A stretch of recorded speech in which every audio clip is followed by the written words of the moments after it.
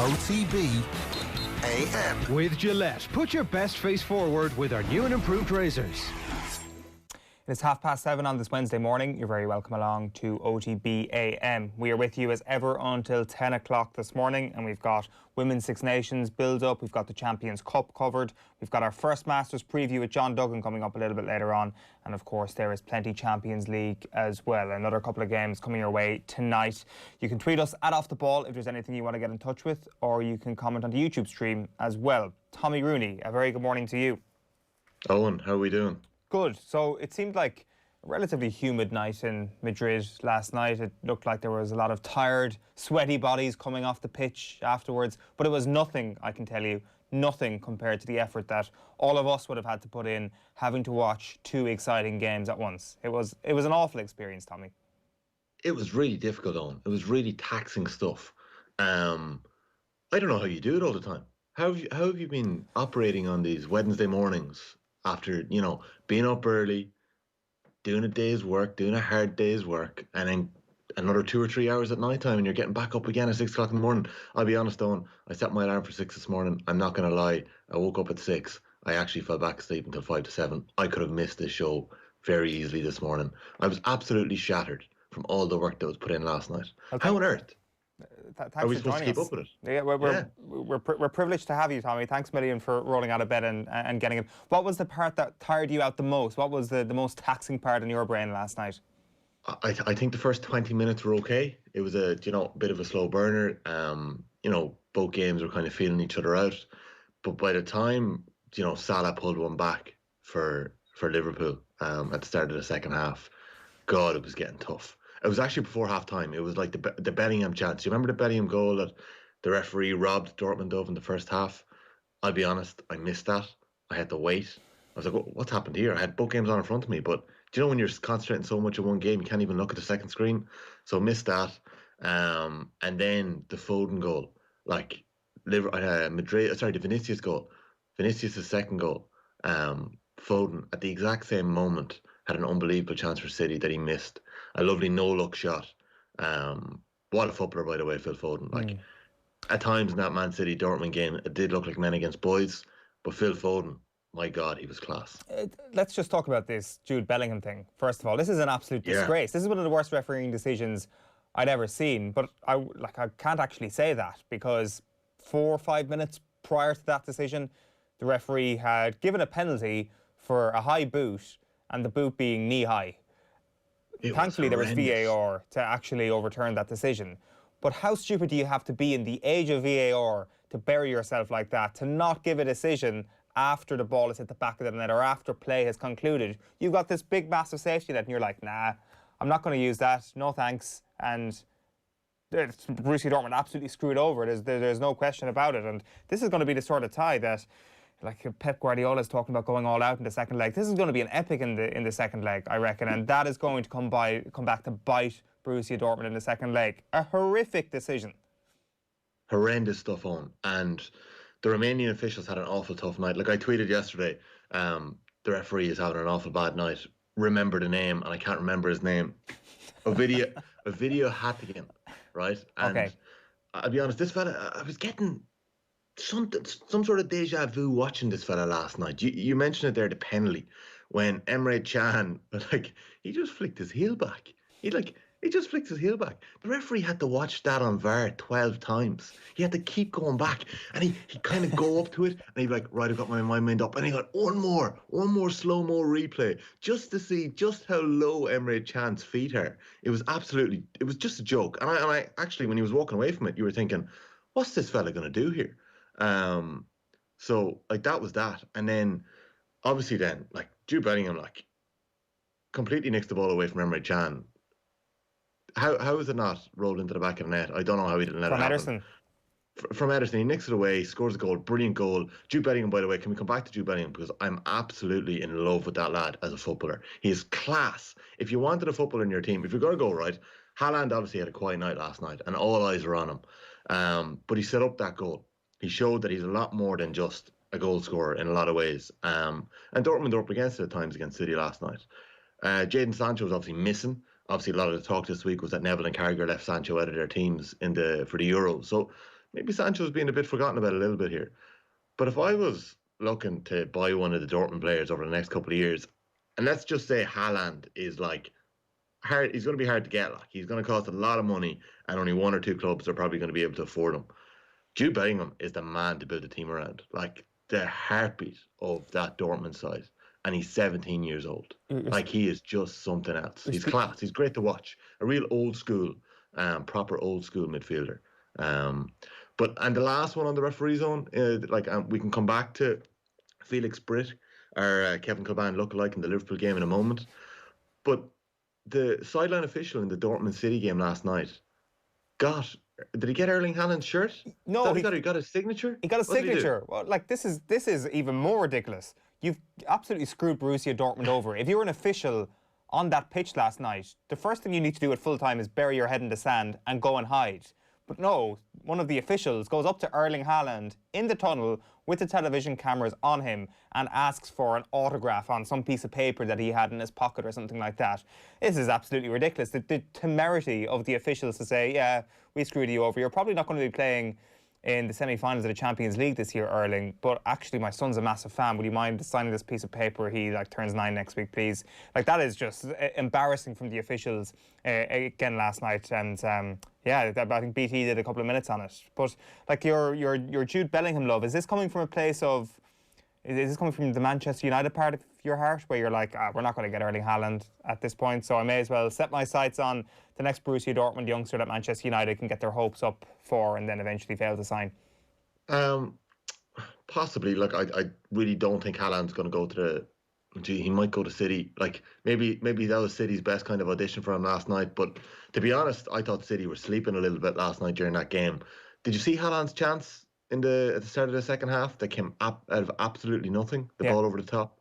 Like, the man is just going to be a machine. We know it. There's been so much said about Erling Haaland over the last couple of months. It doesn't, like, wherever he ends up, that's it. They're sorted. But I don't know what it is on. I think I just like the way Jude Bellingham plays football. There's a bit of bite about him. And he's young, like, so you're rooting for him. He's like, you forget he's 17 years old, like, and he's getting stuck in. I think there's a little bit of, like, I think the Gerrard comparisons are a little bit lazy, because I haven't seen him spray those Hollywood passes the way Gerrard would. But I just think the way he dives into tackles and jumps into tackles reminds me a little bit of a raw Wayne Rooney, and maybe a young Steven Gerrard when he was maybe a teenager, 20, just breaking into the Liverpool team. I don't know, maybe it's just stupid putting comparisons on him, because let's remember, this is a guy who had a shirt retired from him when he was 17 years old when he left Birmingham City. This is another generational talent. Yeah, the boy, I love watching him. The boy needs no introduction when he's already got a Birmingham City shirt retired. Exactly. I mean, it's Gerrard and Rooney who should be honoured to be compared with him at this point. On Haaland, I definitely felt that we've reached a point of overexcitement on Hannon, which was always going to happen, and he maybe deserves all the overexcitement, but it was that chance that you mentioned last night, which was the moment that I was like, oh, I'm definitely overexcited for this kid, because he shoves Ruben Diaz out of the way, and I'm like, that's the moment that he's worth £120 million, give him all the money in the world. And then a couple of seconds later, I'm like, he just pushed the man out of the way at full speed. That can happen. I need to calm down on Erling Haaland. I don't know. I kind of spent a lot of the game, because you're on Erling Haaland watching these matches, like, you're like, well, why is this guy going to be worth £200 million? And you're like, right, he's quiet. He's been really quiet here. And you're kind of expecting a fella like that to make something out of nothing. Like, even, and I know he's playing with a Dortmund team with a lot of kids in it, and they're raw, and they're up against this City side. Like, Kevin De Bruyne's stats, like, last night were off the charts. I'm not even going to reel them off. But, like, there's like 20 of them that are just ridiculous. And, like, his, you know, when you're up against that, and even Phil Foden looked like he was playing in another time zone last night at times. He was just so good. So, like, Erling Haaland, you're thinking, right, maybe there's a bit of hype here. And then, like, Eoin, I actually think that the way he shoved Ruben Diaz to the ground, like, you know the way Neil Treacy will get excited about a scrum? I love a good shoulder to shoulder. And even if it's in soccer where you don't really see that often, the way he just nails Ruben Diaz, who has, like, dominated the Premier League in a lot of ways this year, was just unbelievable to see. If he had buried that goal, we'd have been watching replays of it for years and years. It would have been I don't know. If they end up, because they could end up beating City here in the second leg. Like, it is really well set. The last thing was that pass, you know, the Royce goal. I know it's been stolen because City ended up getting the winner, but what a goal. Like, Bellingham to Haaland, that one touch pass around the corner, brilliant goal. And I think that part of his game is probably overlooked a little bit. And it probably isn't because it's talked about so much. Last thing on the referee zone before we get to the Liverpool game. Do you remember Ovidiu Hattigan? I butchered his name there, but do you remember who he is? I've never heard that name in my life. You probably have butchered it now, in fairness. I have butchered it, but the Romanian referee last night, we've mentioned his VAR penalty decision, his non-VAR for the Bellingham goal when he blew his whistle too early. Oh, and this is the man where controversy has followed him a lot of times around the world. He's refereed a couple of Champions League games, but we'd remember him more from qualifiers and from European Championships. The Northern Ireland boys would remember him from a play or a qualifier defeat where they were robbed with a couple of controversial decisions.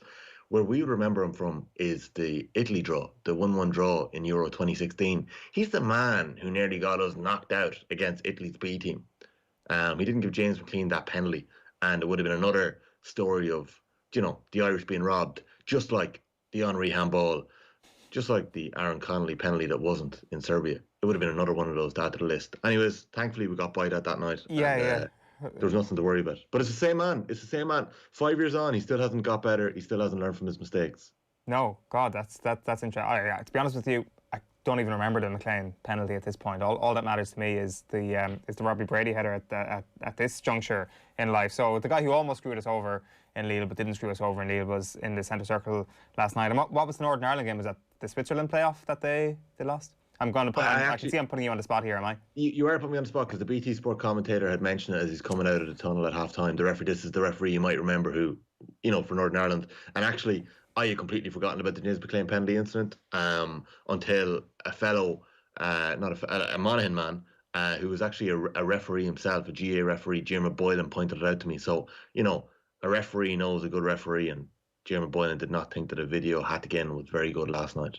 Yeah, I should say as well, for any Liverpool fans tuning in this morning, we will be getting into the nuts and bolts of what happened against Real Madrid last night. We've got Mark Lawrenson with us very shortly, but before that, Shane Hannon is with us. How are you, Shane? Morning, lads. How are things? What is happening in the world of sport? I presume it's Champions League all the way.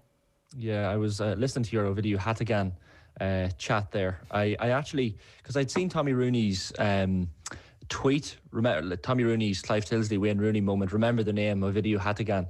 And you kind of criticise him for the Jude Bellingham decision, and then I watched the Sky documentary straight away after the match, Man in the Middle, I think it was called, about referees and like kind of behind the scenes look at referees, and he was one of the referees featured.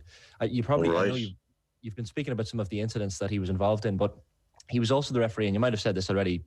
The time, remember, Virgil van Dijk was consoling him at full time of a match. I think it was Holland against Germany a couple of years ago, late 2018. His mother had passed away during the game, and he was informed of the news at half time, and he was crying in the dressing room at half time and went out for the second half, got through it somehow, and then those famous scenes of Virgil van Dijk consoling him as he's in tears and walks off the pitch at the end of the game. So I felt bad then for criticising the man, but just an extraordinary insight into the I guess the background of him. And you've mentioned, Tommy, he's been involved in a lot of incidents. So a fascinating insight into the man in the middle, I think, last night. Yeah, no, I haven't seen that before, Shane. Yeah, it was mad, but it was a decent game. Like the officials kind of let themselves down in the whatever about the decisions on the pitch. When the linesman asked Erling Haaland for his autograph in the tunnel afterwards, I mean, come on, like that's I love an autograph as much as the next man. Hey, I signed up as a kid to get autographs. They're human, Shane. Oh yeah, you do love your autographs. Would you have done that if you were a linesman last night? Would you have stepped out of line to go and get an autograph? There's a line, I think. Like we have, there's the odd celebrity that comes into Marconi House pre-COVID, of course. You'd see. I remember Roger Moore walked in one day, and you're dying to get a selfie, but you don't want to overstep that line of professionalism, I think. And the linesman didn't care.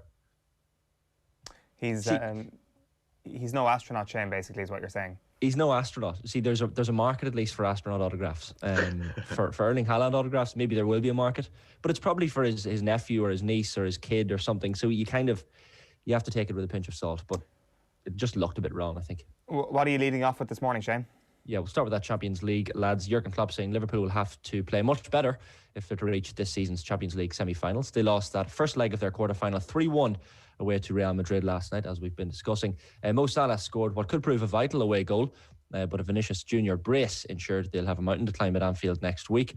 Meanwhile, Manchester City will take that 2-1 lead over Borussia Dortmund with them to Germany. Phil Foden's last-minute goal swung the tie in City's favour at the Etihad. Tonight, Porto and Chelsea meet in the neutral city of Seville due to travel restrictions, while last year's champions Bayern Munich welcome Paris Saint-Germain to the Allianz Arena. Both of those games kicking off at 8 o'clock.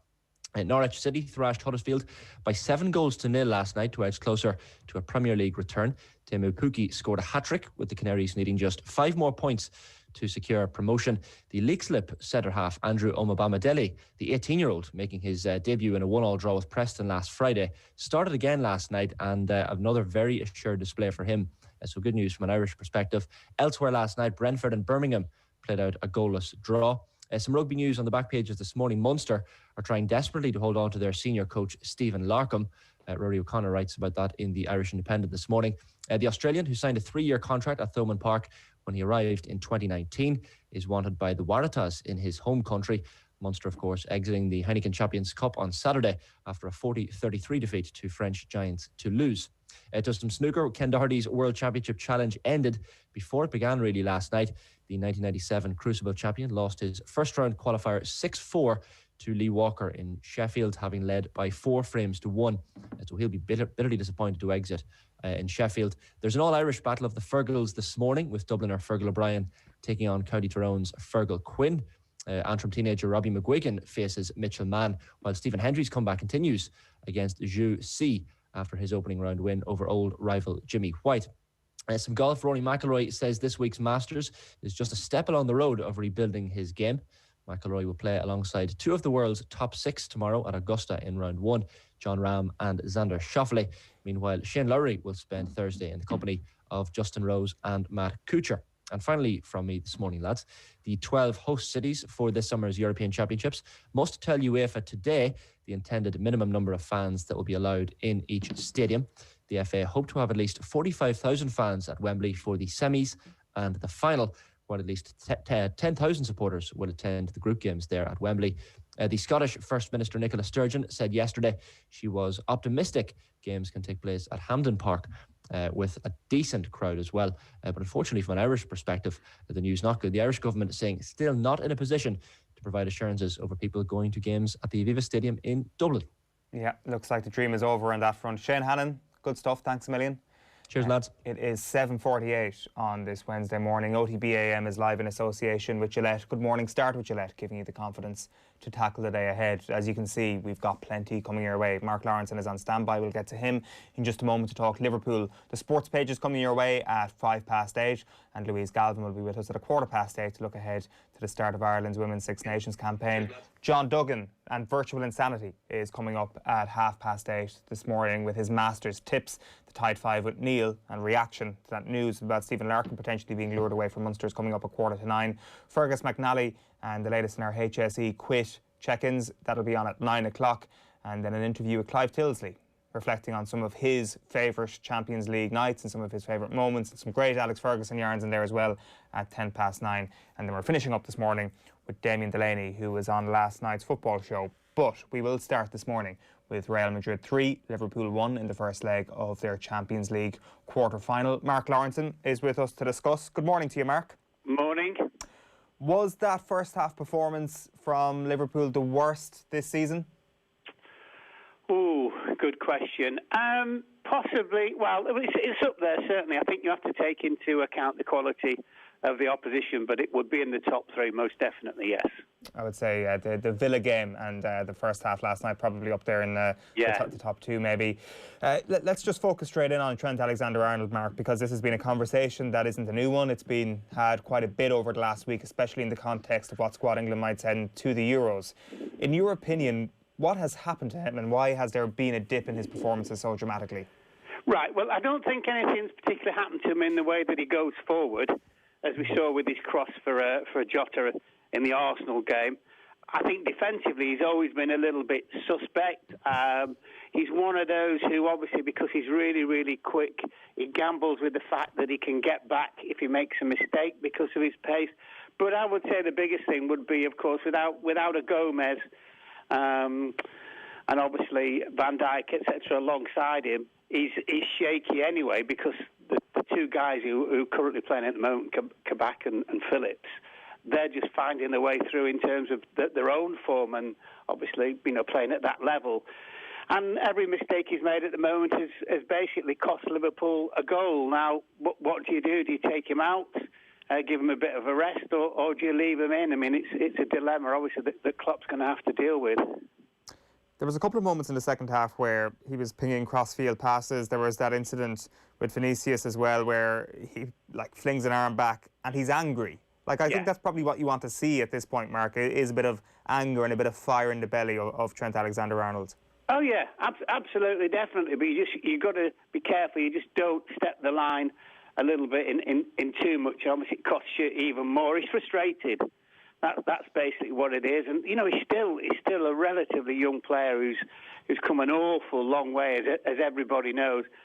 He'll get better. He'll improve. But I'm not sure. Certainly, looking at the second leg next week, do you take him out? Do you gamble?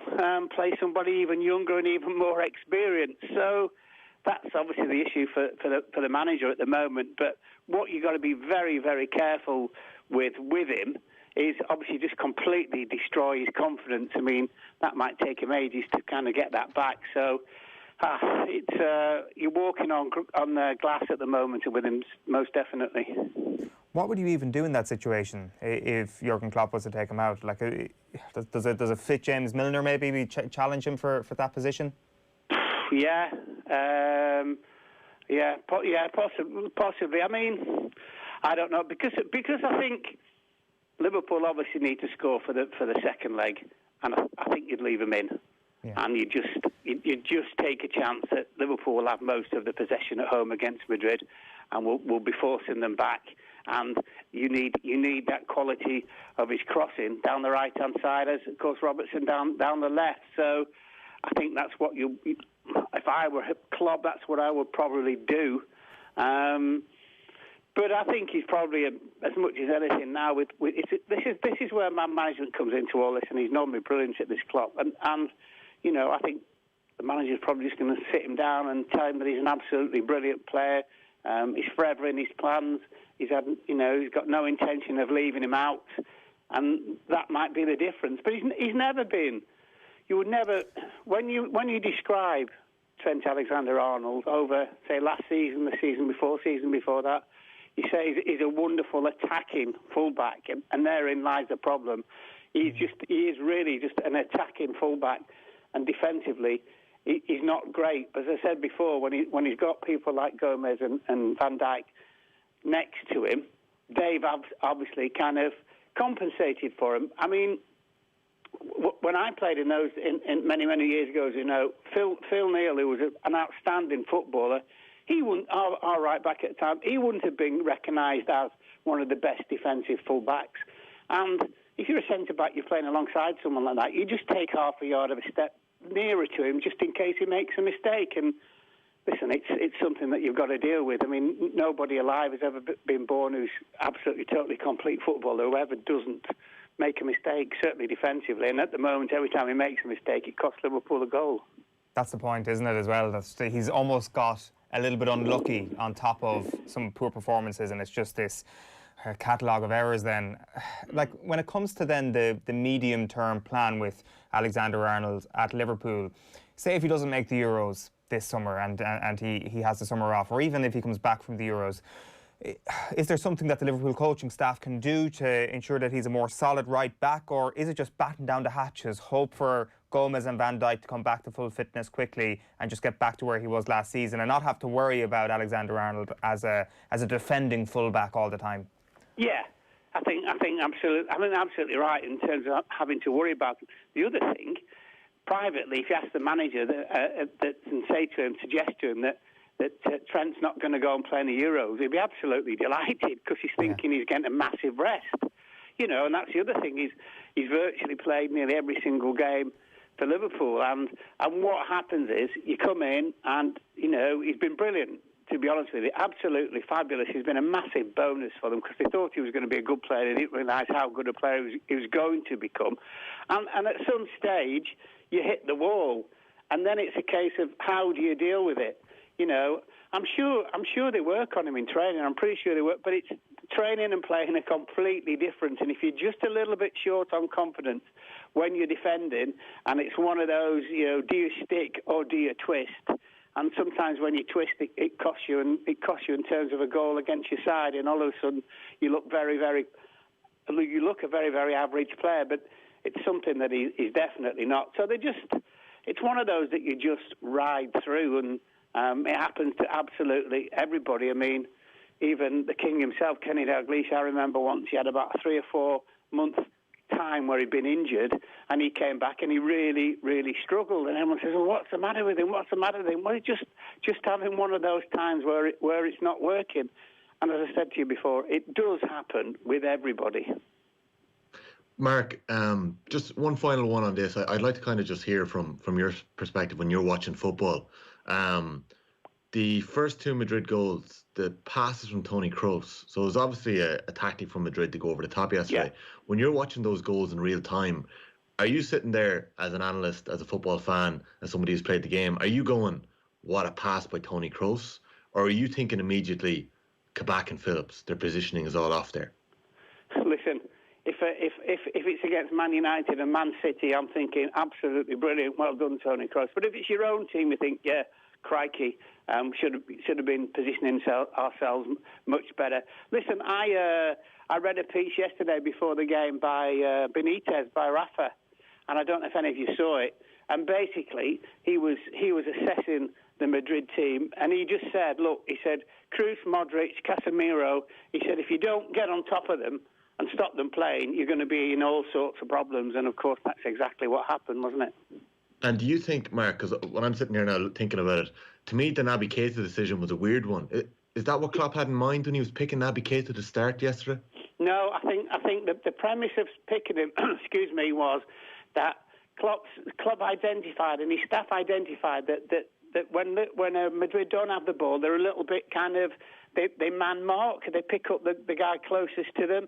And Naby Keita's known supposedly as a really good dribbler of the ball. I have to say, I haven't really seen it since he's been at Liverpool. And I think Klopp's idea was that being that way, he could dribble past his man and then obviously free somebody else up coming forward. But it so didn't work. And of course, when you take him off just before half time as well, it's like that great big finger of blame pointing at you. And but it's going to be a difficult one for Keita, certainly, to play in the team again, and for Klopp to get his confidence back. He avoided pointing the finger of blame at him then in the post-match press conference, as you can imagine, Mark. He said Naby wasn't responsible for the first half performance. He didn't play for a while, especially not from the start, and we were not good in the game. It seems like a mad decision to make if you're already aware that he hasn't played for a while, especially not from the start, because as you say there, running is supposed to be the part of his game, and if there's somebody who's not fully match fit, can they really get the most out of themselves as a runner? Well, it's a gamble that you take, isn't it? I mean, if you come off and you win 2-0, you're absolutely brilliant in terms of a manager. And I think, look, the thing with football nowadays is that when you play against the opposition, you assess them to death. You look at, the last 5 games, 10 games, look at every single player, strengths and weaknesses and all those kind of things. And I think that the backroom staff and the manager thought, you know what, this could be the day for Naby Keita. Even if we only give him kind of 65, 70 minutes, he might be the difference. But he probably was the difference in regards to the performance at Arsenal, because he just wasn't at it.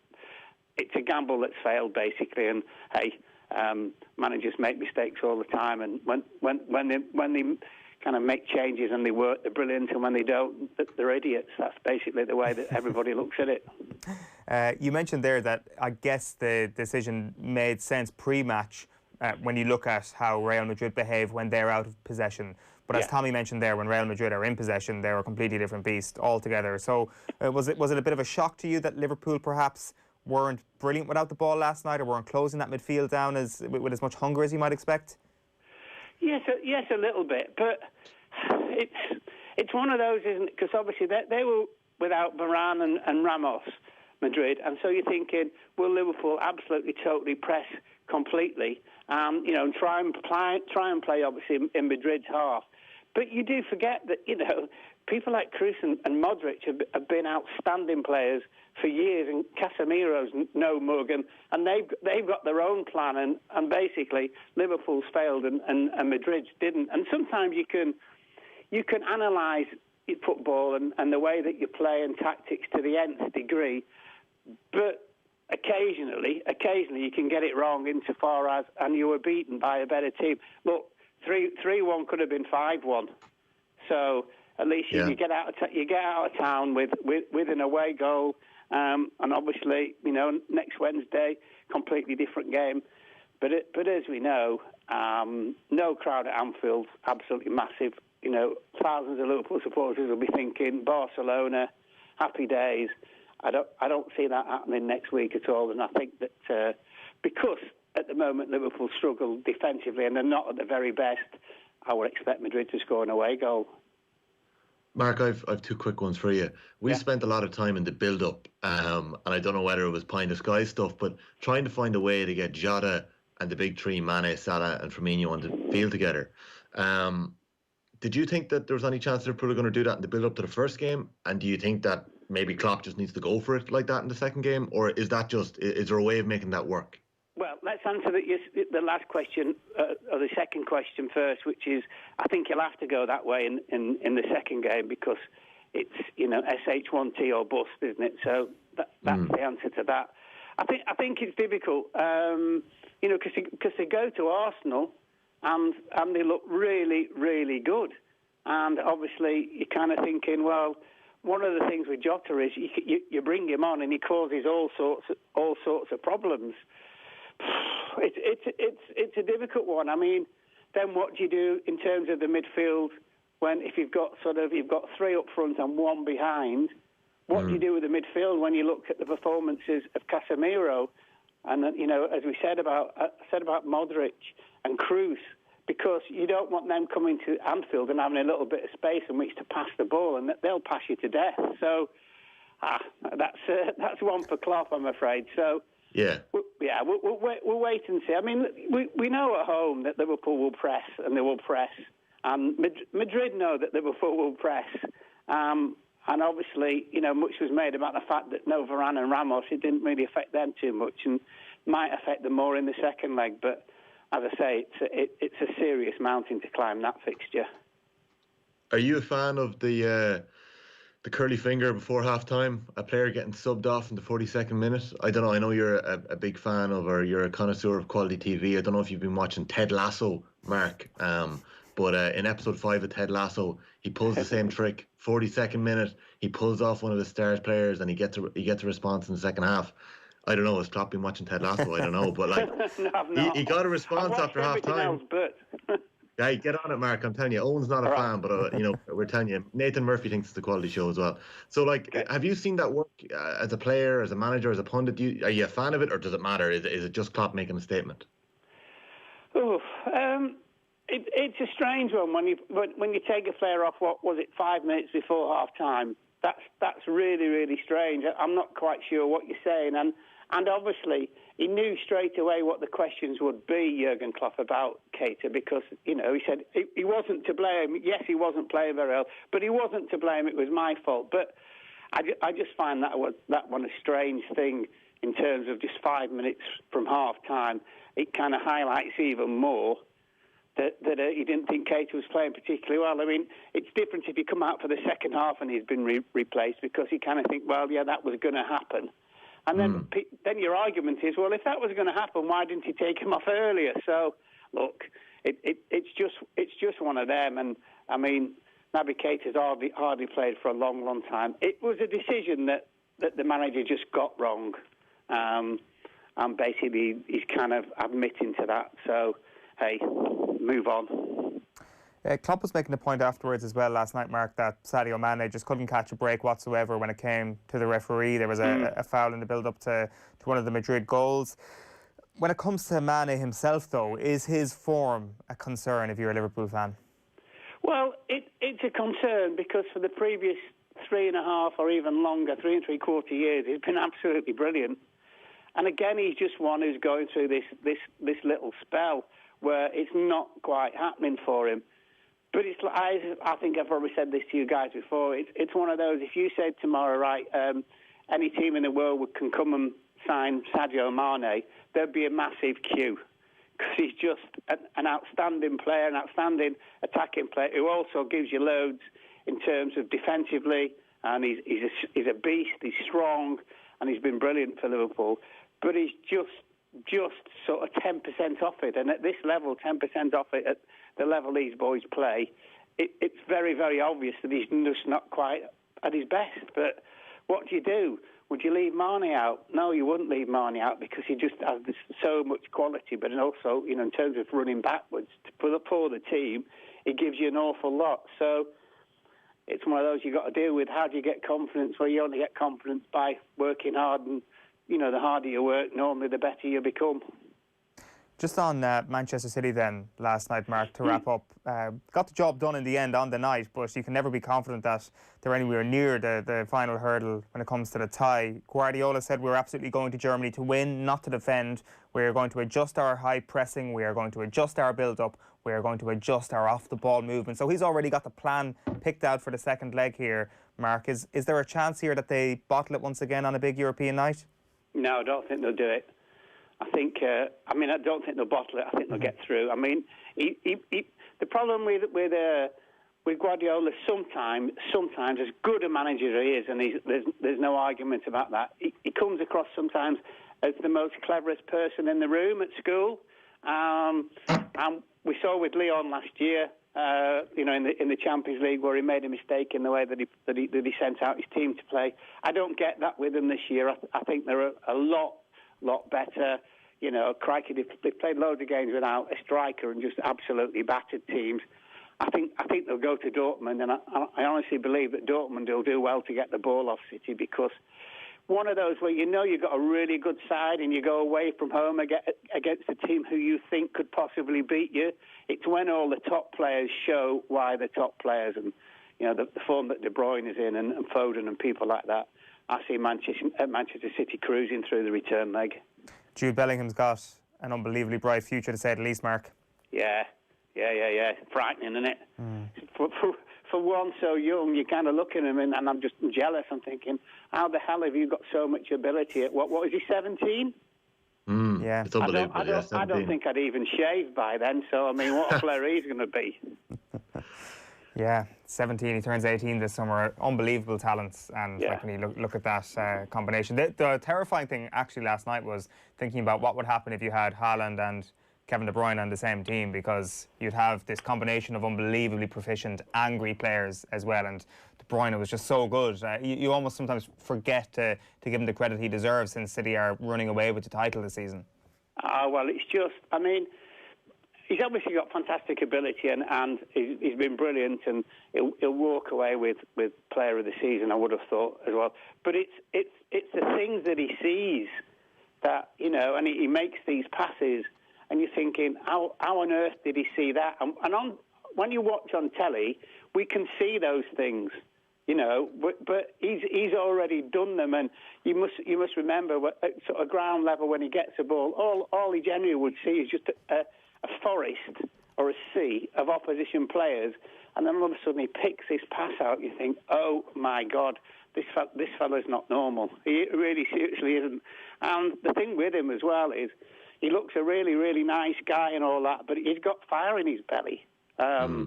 You know, he's I would say he's probably the best. He's probably the best player in the world at this moment. Probably, I can't get an argument from two of the many people at this time that he's not.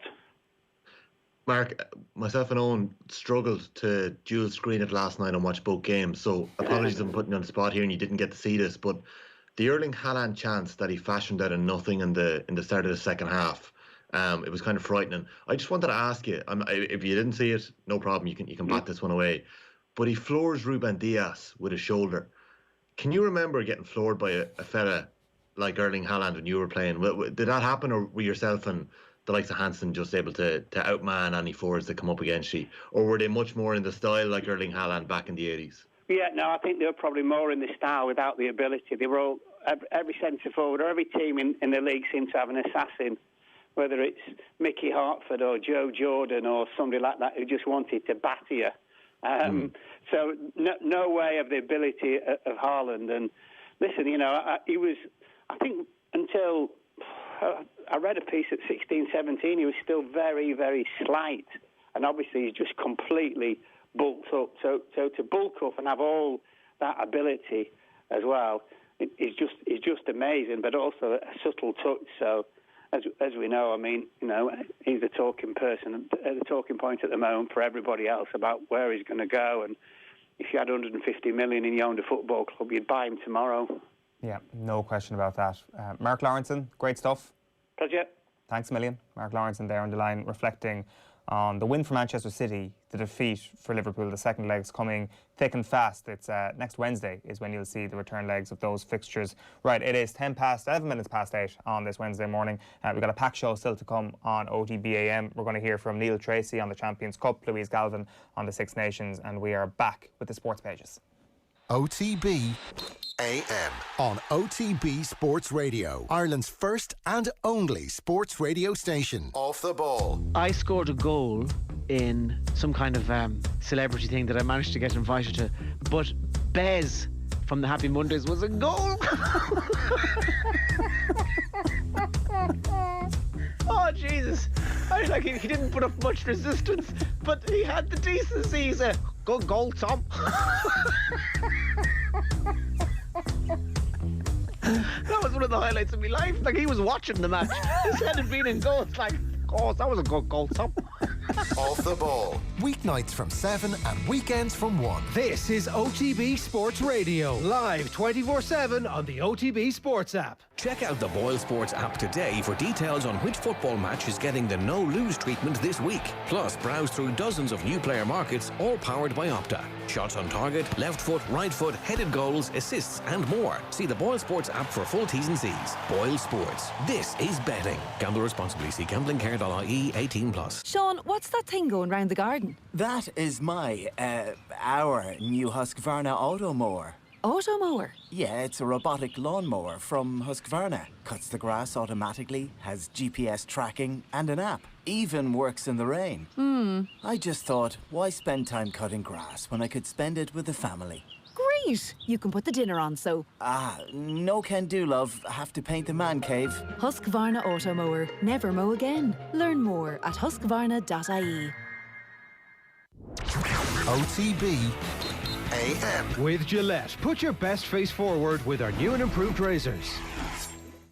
You're welcome back. It is 13 minutes past 8. Let's have a look at the sports pages this morning.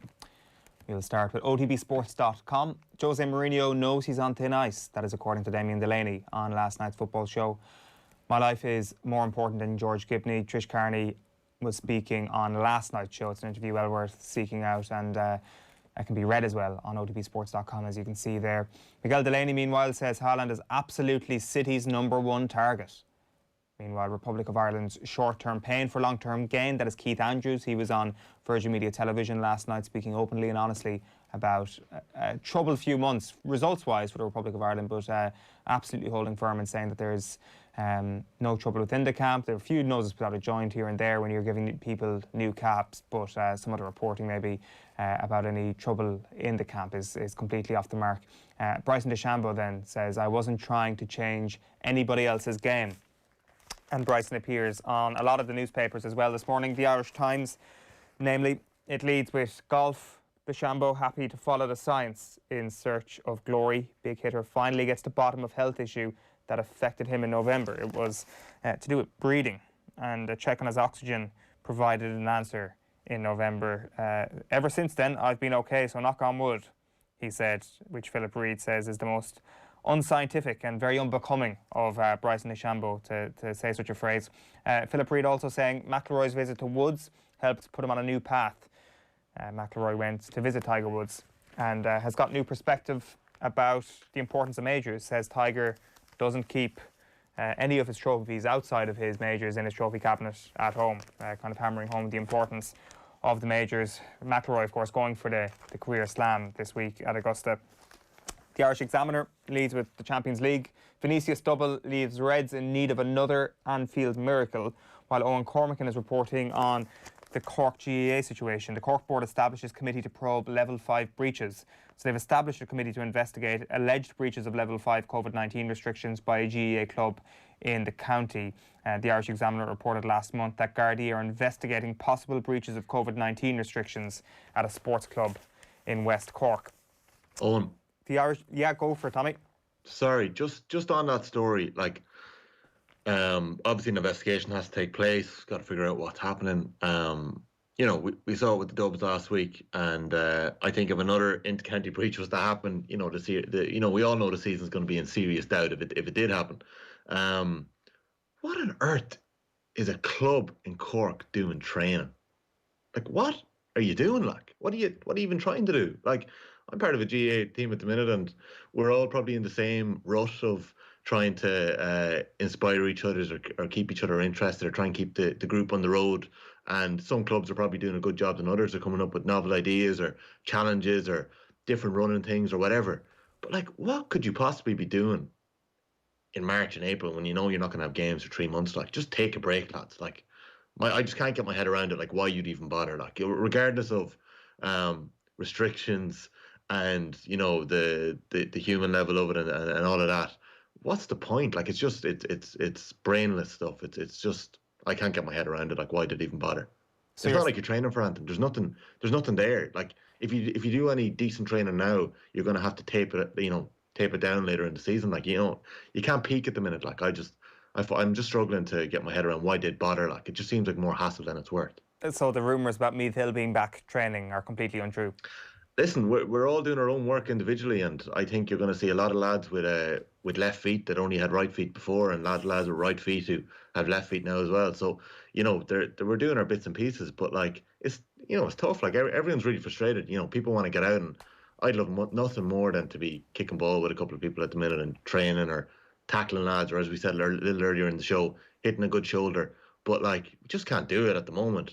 Hopefully we're back doing it, and we're all doing our own different sports and passions in the next couple of weeks. But, like, you'd have to throw the book at any club that get caught. Like, you just would. You know, there's just no excuse for it at the minute. Yeah, no, you're probably right, and it'll be interesting to see what happens if there is another county team as well that are caught, because yeah, it'll be really, really bad if another county team is caught. And, like, you know, we know Cork down, the Dubs were all caught, and maybe you could say that they were slightly unfortunate to be caught, or maybe they were just a little too loose with what they were doing. You know, you'd suspect in the grand scheme of things that they weren't the only counties doing it.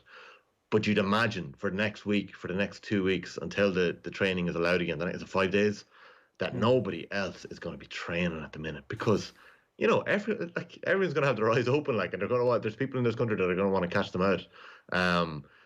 And it's like, with the Dublin thing, I found it hard to get my head around. Like, why would you even bother training when you're 2 weeks out and you're going to be allowed to do it then? Just do it then. But I suppose people will always bend the rules when they feel like it. Yeah, definitely. Right, it is 18 minutes past 8. OTB AM is live in association with GIllette. Good morning. Start with GIllette, giving you the confidence to tackle the day ahead. Right, so the Women's Six Nations got underway last weekend. There were two blowouts, basically, in the games that we saw. England beat Scotland 52-10 on Saturday, and then in Ireland's group, France smashed Wales 53-0. And it is this Saturday at 5 o'clock in Cardiff Arms Park that Ireland begin their campaign against Wales. And to look ahead, Louise Galvin is with us. Good morning to you, Louise. Oh, and we have just lost Louise, so we'll get her back in just a second, just to run through some of the other sports pages while we're waiting to get Louise back up. So, the Mirror... We have a few more papers there anyway, don't we? Yep, the Mirror is next up. Vinny groans, Liverpool get a vital away goal, but Vinicius Stubble makes Real favourites for the semis. KDB and Foden, meanwhile, waltz past Haaland. Rudiger and Kepa bust-up was so serious, Tuchel had to step in. This is the training ground bust-up that occurred at the Chelsea training ground a couple of days ago. And Tuchel says there won't be any further punishment for any of the players, and that the thing wasn't overly serious, although it does say Tuchel had to step in there. The back page of The Guardian. Ragged Reds suffer a Real thumping, and late Foden winner gives City the edge. Both of those probably deemed on a par when it came to the lead story of the morning. Blues Brothers, Tuchel happy with players' attitude before Porto first leg, and Blastmaster, DeChambeau determined to hit long at Augusta. Louise Galvin, you're back. How are things? I am. Apologies. Not at all. So we were just setting the scene there for the start of Ireland's Six Nations campaign anyway this weekend. Like, this is 6 months without a competitive fixture, 12 months with having only one test match, Louise. Do we know what sort of shape they're in or how things have been going and how they might actually come into this year's Six Nations? Yeah, it's pretty difficult for the girls. Like, the sound bites coming out of camp have been just that lack of competitive matches. And I suppose as well, it's the fact that it's consistently been postponed. The girls have been expecting that they were going to be playing as the end of the Six Nations come October, and they just got that Italy game, which if you were injured or,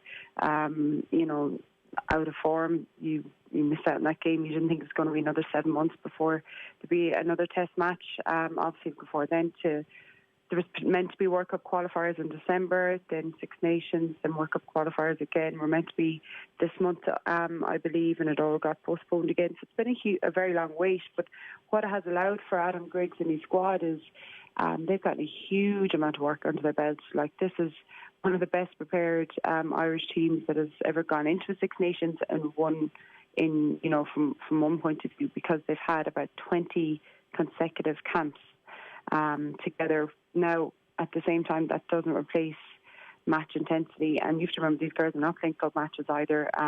There's a handful that are playing over in the English Premiership that are getting a few games, but you're talking about, you could count it probably on one hand. So although they've a huge amount of preparation done and amount of time together, and they've had serious amount of camps to work on the clarity around their defensive systems and how they want to play an attack, they haven't had that match practice or that match intensity. And another thing that kind of presents as a bit of a difficulty then for Adam Griggs is, he's 3 matches here back to back. He really needs to hit the ground running with what he believes to be his best 15 or his best 23, so that they can get any amount of consistency. It's not really that he can rotate week in, week out, because he just doesn't know when the next batch of games is going to happen again. Aoife McDermott touched on that during the week. Actually, she said that the gap in games actually motivates her. She says, "I'm so excited. I really believe we've improved a huge amount over the last 12 months, albeit not having played a game. I think we're in one of the best places we've ever been, and I think we can go out and cause upsets this tournament." And she also said that Ireland are fitter, stronger, faster than ever. And you kind of have to take her word for it that behind the scenes, even though we haven't had any way of judging things publicly, behind the scenes things look like they've been going pretty well. Yeah, and Aoife's one of those players as well that would have missed the Italy game through injury. She had a fractured bone in her foot. So for her, it's pretty much over a year since she's played. But the soundbites from the girls got into camp has been that it's a very happy, close-knit group. I think every setback that they've had in terms of matches being postponed and that unknowing nature of when the World Cup is going to be, I think that, it sounds like they've really knitted and gelled together as a group, and they're not kind of bitching and moaning. They're just getting on with it. Okay, new focus. That's an opportunity for us to get more miles on the clock in terms of training camps. They've a real talismanic leader in Ciara Griffin as well, junior. She's just an excellent person on and off the field, and you can be sure she's constantly keeping them focused on that the goal is to consistently improve at each training session with each training camp, so that when whoever does get to take the field and take those 1 to 23 jerseys, that they'll be as well prepared as they possibly can be, and to make the most of the opportunity of actual games. I think it's only when games are taken away from you realise how much enjoyment you get out of them. Yeah, I can imagine. When you look through the squad then, Louise, there are 5 uncapped players. It's interesting that they've all represented Ireland at sevens level. So what is the story here with the relationship between the 15s team and the sevens team? Is the sevens turning into a bit of a pathway rather than a destination, as it was seen to be the case in some scenarios over the last couple of years? Yeah, I suppose, when sevens was set up initially, they were kind of set up separately and then brought back together. But the sevens calendar has been so busy that it's been increasingly difficult. And I know myself, from when I was playing sevens and trying to transition over across the 15s game at times, it's increasingly difficult because you're playing a World Series that pretty much goes on for 9-10 months of the year, and then you've European Championships, and every second year you've now World Cup or Olympic qualifiers. So when sevens players are coming across, and just the girls that are there now, like there's no undoubting their skill, their speed, their technical ability, their fitness, but you do need exposure at the 15th game, whether it be at club or before you go into international duty, and that's what's been lacking. So often these, brilliant players are being transferred across, but they haven't had the opportunity to bed into the systems, to bed into that squad, and then obviously, even though you could have 2 or 3 very good players coming in, if players don't know calls initially because they're coming in a camp before or 2 camps before a match, it can upset the players that are there, and it can, sometimes it can be more harm than good. And I think over the years we haven't necessarily fully got it right. But this year, because the sevens international calendar has been completely wiped, I suppose the nature of sevens is you're trying to play so many games in one destination and everyone's in a hotel. It just hasn't been feasible to get it up and running. There was a tournament in Dubai last week, but again, not of the teams aren't going to these tournaments because they have to quarantine and return to their own country. So what that has allowed Ireland to do, it's allowed them to actually immerse some of those sevens girls straight into the 15 squad, and they've been in it since before Christmas. So rather than just getting 2 or 3 camps and trying to rely on skill and ability alone, they're actually proper immersing the systems and giving themselves a right good crack at earning a spot within the squad. And it's definitely going to benefit both sets of players, because for the sevens girls that are in, well, they're not playing international rugby either at the moment. And for the 15s girls, well, they're seeing them there week in, week out, and seeing the hard work they're putting in, and they're only going to add to the squad in terms of their skill and their speed and technical ability. So for the moment, this is actually quite a good marriage of the two, and it was a good opportunity that Alan Griggs and Anthony Eddy took to kind of blend the squads. But going forward, if we go back to, I suppose, how the tournament, the fact that the 7 squads are contracted, they are semi-professional or professional for, I suppose, depending on what way you look at it in terms of funding, and their 7s is generally their priority, so it's hard to fully immerse them into the 15s environment for 6 Nations periods, for example. If we look at a couple of those players then, those 5 uncapped players I mentioned that came over from 7s essentially, one of them was earmarked by Ciara Griffin as someone who is going to tear it up in this year's 6 Nations campaign. It is Amy Lee Murphy-Crowe. How good is she, and is she going to tear it up this campaign?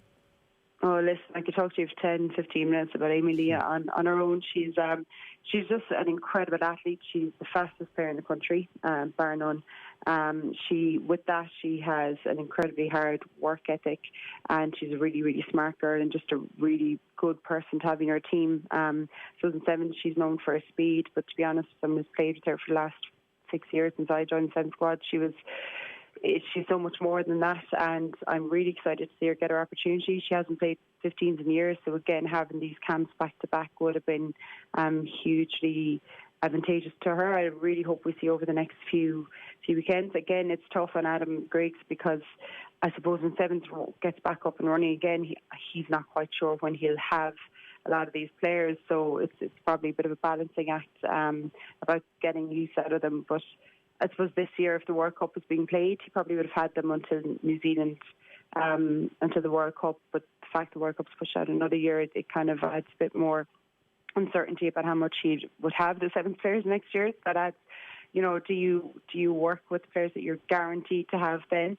But Amy Lee is such a precocious talent, and I really hope she gets her opportunity, because I'd back her in that back line 100%. And just even some of the girls, besides the 5 uncapped players like Hannah Tyrrell, would have retired from 7s last year and would be focusing on 15s now.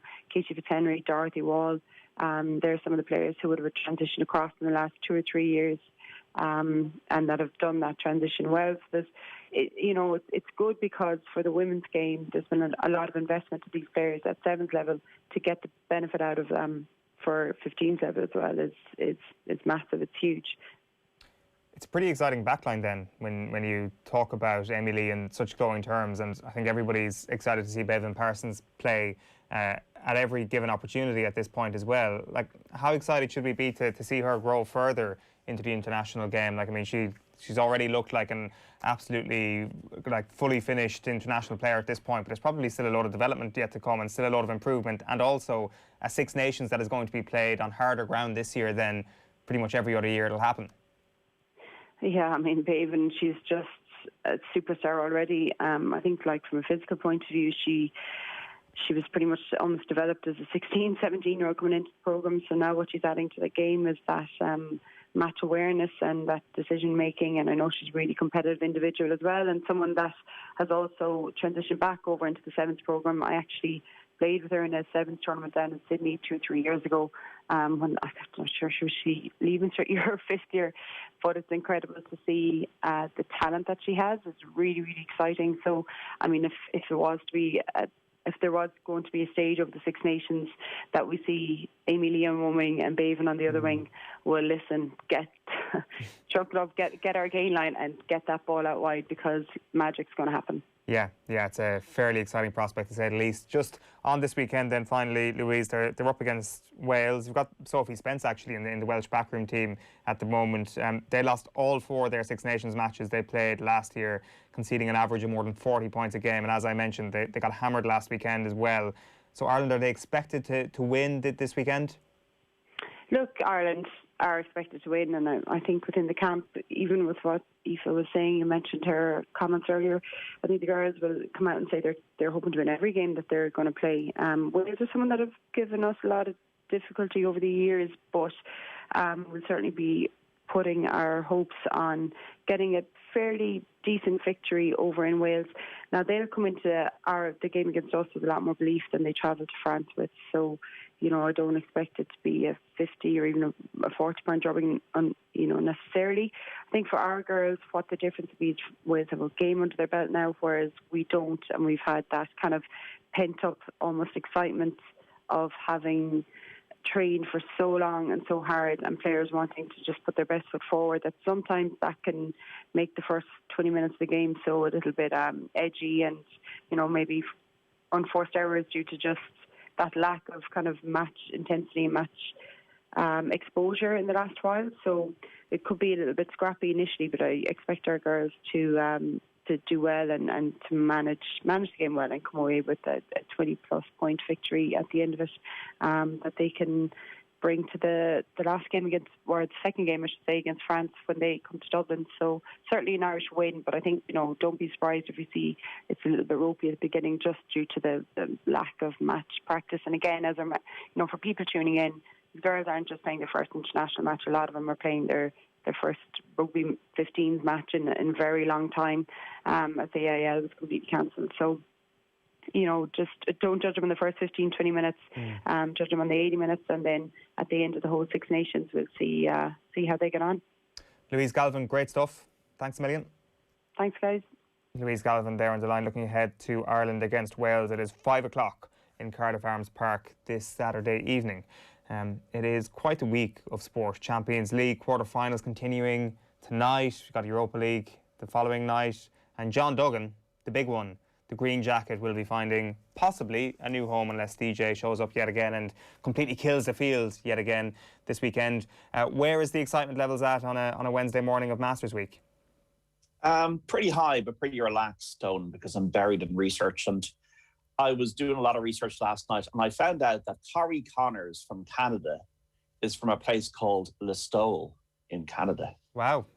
So I know, Owen, as a proud Kerry man, you'll have your money on Corey Connors this week. I'm sure they pronounce it differently over there, but it's spelled the same. This slot is now a Corey Connors slot, John. We were talking about nobody else at this point. So give us all the other facts about him and Listowel, Ontario, which I've just Googled. Well, Corey Connors is an improving golfer who was third recently at the Arnold Palmer Invitational.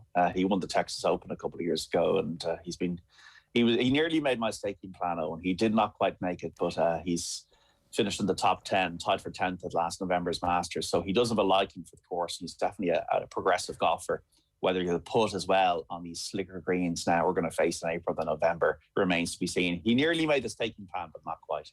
Well, let's get straight into that. We'll come back to some of the other contenders that maybe aren't in your staking plan, but how are you looking this weekend when it comes to tipping and trying to figure out a winner? Well, I'm feeling good because of the winner last week, Jordan Spieth, the main headline tip at the Texas Open for the Virtual Insanity. All 1,654 words of this week's Masters preview are now online on otbsports.com and on the OTB app. So I'm feeling confident. I've had a good run, Eoin, but the only reason that that's the case is because I've been watching golf wall to wall since January the 1st. So I do feel that I was putting this on Twitter yesterday. In the Texas Open last week, there were 144 contenders. This week at the Masters, there are 88. Some of the bookmaking firms are going 8, 9, 10, 11 places. They want to entice punters, maybe the once-a-year punters who should obviously gamble responsibly for one of the biggest sporting events of the year. So with 88 contenders and a lot of past champions that have no chance, and some rookies who probably don't have a chance, and amateurs, you're whittling down the field quite early. So I do think actually it's one of the best events to have a Euro each way on all year, because I think the odds are more in your favour than a regular tour event. Do you want to get straight to them? Yeah, let's do it, John.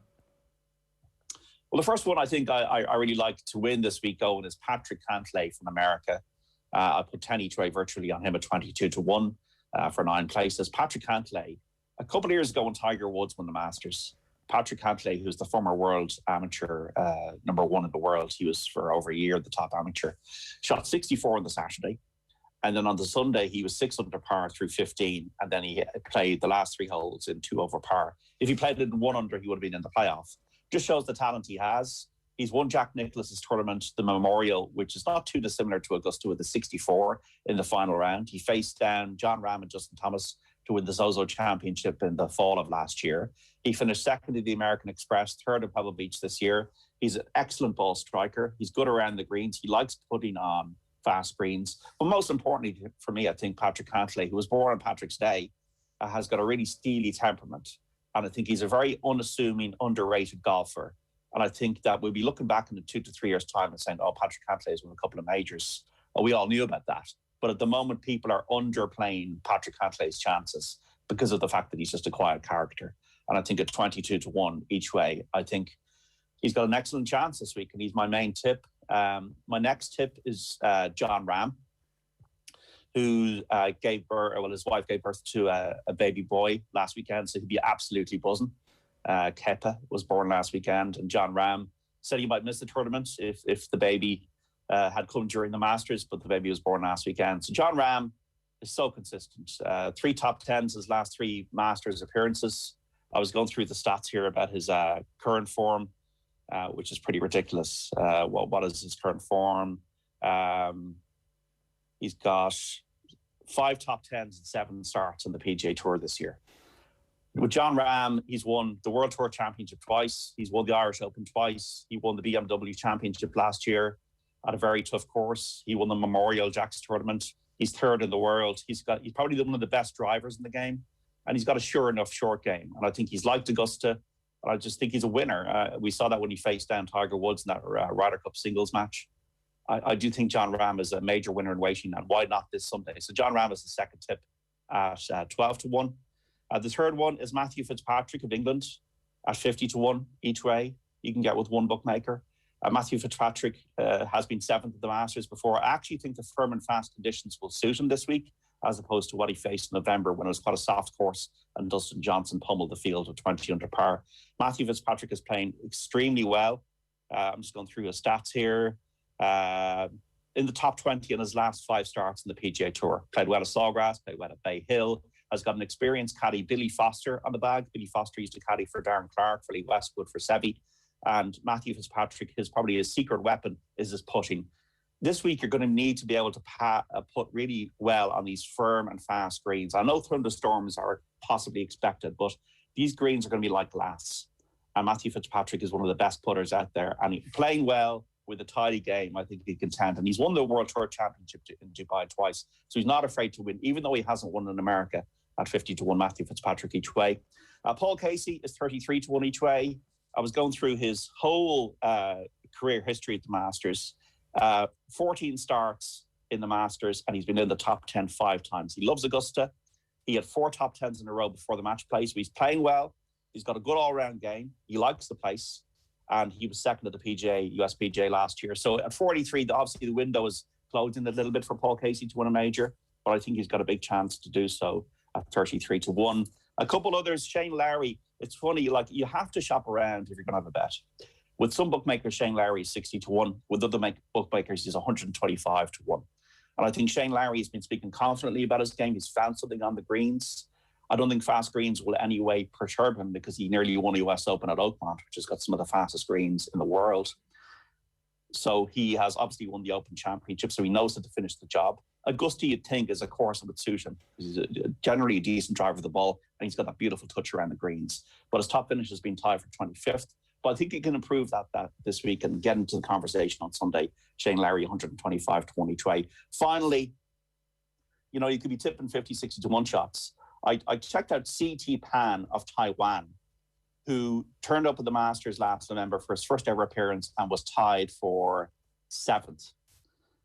Using a local caddy, enjoyed himself, finished tied for 7th, was the top player in scrambling, which is getting the ball up and down when you miss the green. Then he turned up at the Honda Classic recently and was tied for 3rd. So he's in form. He as a rookie, he was tied 7th last November. He was the former world amateur #1. He's worked very hard in America to find himself in the game. And I think at 250-1, so 50-1 to get into the top 9, I think CT Pan is definitely worth a look. And the last one was Phil Mickelson. I don't think he's going to win the tournament, but I was going through once again the 3-time Masters champion in the top 10, 15 times at Augusta. So Phil Mickelson's now 50 years of age, which kind of tells me that I'm getting old as well. He shot a 69 in the second round in Texas last week. But Phil Mickelson, I do have a feeling, might roll back the years tomorrow and maybe be in contention for the first round leader position. So Phil Mickelson each way for first round leader. The first 8 places is our first 7 places is 90-1. So I think Phil Mickelson might have a good day tomorrow. But I've seen Freddie Couples, these kind of golfers in the past, Augusta veterans, Augusta specialists, do well on the opening day before fading. Phil might be the same. So Phil for first round leader, and the each way bets in descending order: CT Pan, Shane Lowry, Paul Casey, Matthew Fitzpatrick, John Ram, and the headline tip is Patrick Cantlay. I'm betting with house money because we're ahead, and I also believe that it's one of the best things to bet on all year if you're going to have a bet responsibly, obviously. Away from that, great tips, by the way, John. Away from that, it is extraordinary, isn't it, that there's an Irishman competing to complete a career Grand Slam, and there is little to no expectation for him to actually do it. It feels that maybe people like you, John, have been lulled into a false sense of security with Rory McIlroy for so long. Like, he's still in the headlines, he's still talking about his game, talking about how he's back to a more instinctive style of play. He talks about going to see Tiger Woods during the week and how it gives him a new sense of perspective. Have we seen all this before, John, or is it just completely irrational to think Rory McIlroy might contend? Well, I've been lulled into the false sense of security, Eoin, by the fact that Rory did so much at such an early age. So 10 years ago this year, he was leading the Masters. It was right there for him to win it, and then he shot at 80 in the final round, and we were all gasping, and he collapsed. He choked. You remember that tee shot on the 10th, which just went completely into somebody's garden or wherever it went. Then a few weeks later, he turns up and he wins the US Open, and he absolutely pulverizes the field at Congressional. And you're thinking, whoa, Rory McIlroy put that Masters behind him pretty quickly. Then in 2014, he won both the Open Championship and the PGA. The second time he won the PGA. And you're thinking, at the age of, 25, this guy is going to be absolutely sensational. He's going to have double-digit majors. He could challenge Tiger Woods. It just has not happened. Dermot Gleeson was writing in the Irish Independent, or in the Sunday edition, that like his wedge play in the last few years has deteriorated. So his driving has been as good as ever, but his approach play has definitely not been as sharp as it was. That's why he's gone to work with Pete Cowan, who is this guru who sorted out Gary Woodland, for example, and Gary Woodland won a US Open a couple of years ago. He's a renowned coach. And I like the fact that Pete Cowan has been speaking about not trying to break Rory down and start again. He's just saying that he's an artist and we just need to just finesse it a little bit. But Rory is also a streaky putter. Even Greg Norman was speaking in an interview last weekend about the fact that he's not too keen on McIlroy's putting stroke. McIlroy one day could shoot 65 with 25, 26 putts, and another day it might be 30, 31 putts. So all I was saying, and I've always said that, I always felt that he's a natural artist, the most naturally talented player in the game, Owen. But if you're looking at a net price of 18-1 and the fact that 23 majors have come and gone since he last won one, of course he can win. He's been 6 times in the top 10 in his last 7 Masters appearances, because I think the course suits him, the high ball, the draw, and the fact that at the par 5s, he got 4 of them. But you'll have to say that the work he's doing with Pete Cowan might take a little bit longer to come to fruition than that would normally this week. So I'm hoping that he wins, but I'm not so sure that he will. John Duggan, great stuff. Thanks a million. All right, Eoin. Mind yourself. Enjoy it. As he mentioned, you can check out all his tips on otbsports.com. And just to give you a quick reminder, it is Patrick Cantlay, it is John Ram, it is Matty Fitzpatrick, Paul Casey, Shane Lowry and CT Pan as his tips, and then Phil Mickelson for first round leader. He is the new Freddie Couples, it turns out, back Phil for first round leader. So there's John Duggan with Virtual Insanity. Let us tell you what's coming up on OTB Sports Radio throughout the day. As ever, plenty of good stuff. We've got Katrin Switzer talking about the Boston Marathon in 1967. That's coming up from 1 o'clock. The Mount Rushmore of Waterford coming your way at 3 o'clock. One that was particularly filled with controversy, if I remember correctly. We must be like a year out from the start of the Mount Rushmore series. We will never forget the controversy of Waterford. After that is the retro panel, Caring for the Sports Person with Vincent Hogan, David Matthews and Diarmuid Ling. And then 6 o'clock tonight is OTB Gold with Dr. Harry Edwards speaking after OJ Made in America came out. An absolutely brilliant interview. And then from 7 o'clock tonight, Off the Ball is live on your radio and on the OTB Sports app, which you can get right now as well. It is time to turn our attention to rugby. Neil Treacy, a very good morning to you. Morning, guys.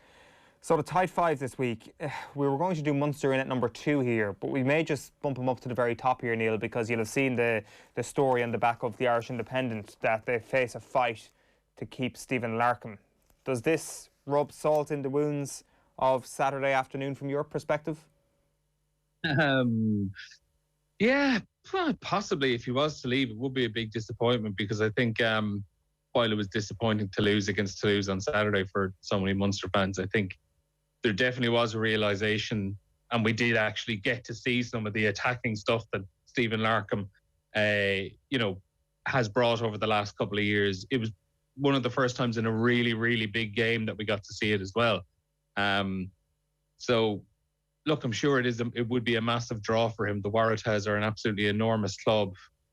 Potentially, though, looking deeply through it, they do seem to be a bit of a basket case of an organisation at the moment. There was an exit interview done with Rob Penny in one of the big Australian newspapers a couple of weeks ago, and he pretty much went to town on the organisation and the way it was run, and how there really isn't a coach out there that can solve the problems, because there is so much going wrong at board level and governance level at the club and at the franchise. So who knows? Maybe that might be enough to keep Stephen Larkham in Ireland, and maybe the taste of what they kind of got on Saturday would just give Larkham a little taste of, that's the potential that's there with Munster if they can just get those final couple of pieces and put them together.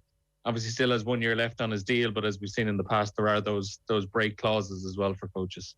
Yeah, very much so. Break clauses that Pat Lam and Rassie Erasmus have taken advantage of in the past. It is a conflicting feeling, I'd imagine, Neil, after Saturday. You mentioned a really good performance, I thought. Maybe on a different day, Munster do get into the next round of the Champions Cup and everything seems rosy this morning. But that's not what happened. And speaking to Keith Wood on the show yesterday morning, I know you were beside him on commentary, he was definitely edging towards the idea that a bigger conversation around Munster rugby needs to happen, namely when it comes to a director of rugby and who's actually making the coherent decisions at the club. Do you go along with that, Neil, that those wide conversations around the province need to happen? Yeah, I think that's a pretty good summary of it, actually, to be honest. I think we're getting to a stage with the game of professionalism where director of rugby seems to be commonplace now, that you do need someone just with the kind of umbrella to overlook the entire association. Look at the way things are at La Rochelle with Ronan O'Gara at the moment, where he can really focus himself on the coaching, and he has someone like John O'Gibbs who's doing the director of rugby work. And I think in the past you would have seen someone like Stuart Lancaster talk about how being in charge of England, it was essentially like being that head coach and director of rugby all in one, where he wasn't able to spend as much time down on the pitch with the players sorting out those things. And that's the sort of thing he's been able to do at Leinster. There is an element, I think, at Leinster of, even though the titles are different, there certainly is the feel anyway, and it looks from the outside almost that Leo Cullen is doing that director of rugby work with Stuart Lancaster more involved in the coaching. So I think it's an interesting way to go. I think it was a disappointment, obviously losing for them on Saturday and for so many of the fans. But I think it was a much different type of disappointment than the game against Leinster the previous week. I think for most people anyway, there was just this realisation on Saturday that Munster played probably about as well as they could have and about as well as they were capable of.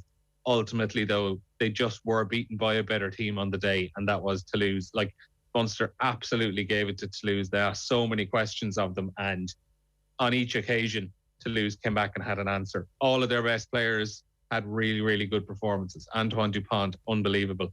Roman Ntamack was outstanding in attack, and also his aerial ability was brilliant as well. Munster pumped a lot of kicks into him. He was hanging back quite deep, and he answered every single one perfectly, and even counter-attacked on some of them. Then you look at the forwards they had, like their front row were excellent. There were only 2 scrums in the entire game, so there wasn't really much to read into scrum-wise, but just around the park, like the Cyril Boy, Julian Marchand had a couple of huge turnovers, and being able to bring on guys like Dorian Aldegheri at tight head prop in the second half. And I think that's probably where the difference was in that last 20 minutes, half an hour, that the sheer physicality and size of players that Toulouse were able to bring off the bench, real collision winners that ultimately just drained the energy out of Munster a little bit and gave Toulouse enough go forward ball that they were able to throw the offloads. Like, I think the only big difference in the stats at the end of the match where Toulouse threw, I think it was 22 offloads, Munster threw, I can't remember exactly, might have been 6 or 9 or something along those lines. And in theory, you could say, well, why aren't Munster throwing more of those offloads? The fact of the matter was that Toulouse were winning those collisions. And when you win collisions and get over a gain line and have a tackler going backwards, that's when you're able to throw those offloads a little bit more. Yeah, 22 offloads is an absolutely extraordinary stat, isn't it? And like, it does make a massive difference when not only are you coming up against players who are probably the best in the world in their position, but they're also on song. Like, some days they can have an off day when they come to Thomond Park. The problem was that the sun was beating down, there was no supporters in the stands, and they kind of had their own rub of the green a little bit. I know we're going to be a little bit tight for time here, Neil, so let's just skip on to Exeter against Leinster. Do we want to focus on Exeter here a little bit and how much they've come on since the 2017 meetings against the sides? Obviously, champions of the competition and a completely different animal. Yeah, it certainly is. And I think there was a perception of Exeter for pretty much up until last year, actually, that they just couldn't figure out European rugby just at that last little bit. They were, stumbling at pool stages quite a lot. And I think in the 2018-19 season, when they came up against Munster, we really saw the grittiness of Exeter, where the sides played out those 2 draws. I was at one of those over in Sandy Park in Exeter, and they're just a really, really ruthless and, I think, traditional side as well. And I think last year, getting over the line, and even if they hadn't won the final, I think last year they had finally cracked how to kind of approach European rugby. But they're an absolutely wonderful team. They are, I think what we're going to see this weekend against Leinster is a lot of collisions. It's going to be territory based. I think the key for Leinster basically is to control the territory of the match, because Exeter are pretty much as good as, I would say, anyone in the world. They might even be the best in the world at executing their chances when they get into the 22 and when they get the territory. Their attacking game close to a try line is absolutely brilliant, because just to go back on Toulouse, they have so many of these big collision winners. They're so hard to stop from inside 5 metres from the try line. They have the likes of, even in the front row, Thomas Francis, Luke Cowan-Dickey, Ben Moon, Harry Williams. Back to the second row, Johnny Gray, Johnny Hill, England international over the last couple of years as well. And then Sam Simmons, who's been an absolute star at number 8 for a few years and is one of those players in the Exeter squad that just isn't getting the recognition he deserves at all on the England stage and on the test stage. So they're so ruthless when they get into the 22. The key for Leinster is going to be controlling territory, keeping Exeter down in around that middle third of the pitch, or even pinned down into their own half as much as possible. It's going to be a brilliant game. Arguably the 2 best teams in Europe at the moment. Well, I was going to ask, who is the best team in Europe at the moment, in your view? You think they're both playing on Saturday? It's very hard to call. Honestly, it is. I would say it's, on any given day, it is any one of Exeter, Leinster, Racing 92 and Toulouse. I think any one of those 4 teams could beat the other on a given day. It's very hard to absolutely nail down and say one in particular is better than the other. It's really looking at this point that Leinster are just the complete outliers when it comes to the Pro 14. A really poor weekend all told for those teams who are still clinging to the idea that the league might actually be able to go toe-to-toe with the Premiership in the top 14. It really isn't, Neil, with the exception of Leinster and maybe Munster on a really good day. Yeah, I think the way the format had to go this year, where they had to cull the rest of the pool stages and bring in a last 16. The fact that you had a last 16 and a knockout round, you had more Pro 14 teams than you normally would have, the likes of Edinburgh and Scarlets making it through. And I think in the end, it actually just did what it did was it pitted teams together in knockout matches and probably exposed the quality of the Pro 14, I think. Now, in fairness as well, I would say that the way the Pro 14 season ended, the last couple of weeks, in parts were, there were some dead rubber games. I know Scarlets were still Scarlets and Edinburgh were still trying to keep in there and had games to win to stay in the European hunt. But I think what you really, really saw, with the exception of Munster, and I would say you would have seen it with Leinster as well, because they had such a big game the week before, was that a lot of those Pro 14 teams just looked a little bit, they didn't look sharp, they didn't look fresh, because they probably hadn't had really, really significant games for a couple of weeks. Like we saw, particularly on Sunday. I think the weekend started off so well because we had some brilliant games on Friday night and even on Saturday afternoon. But by the time Sunday rolled around and you had Edinburgh getting absolutely hockeyed by Racing 92, and then the Scarlets taking a huge beating for the Sale Sharks as well. Like, that's 2 50-point beatings in those games as well. It's just not a really good look for the Pro 14. And, the shake up with this Rainbow Cup and South African teams coming in next season, can't really come any sooner, I think. Yeah, no, you're absolutely right. And hopefully everybody improves with that added standard that comes from the Southern Hemisphere now. Just one last thing then, Neil, on the Challenge Cup, you're making Ulster favourites?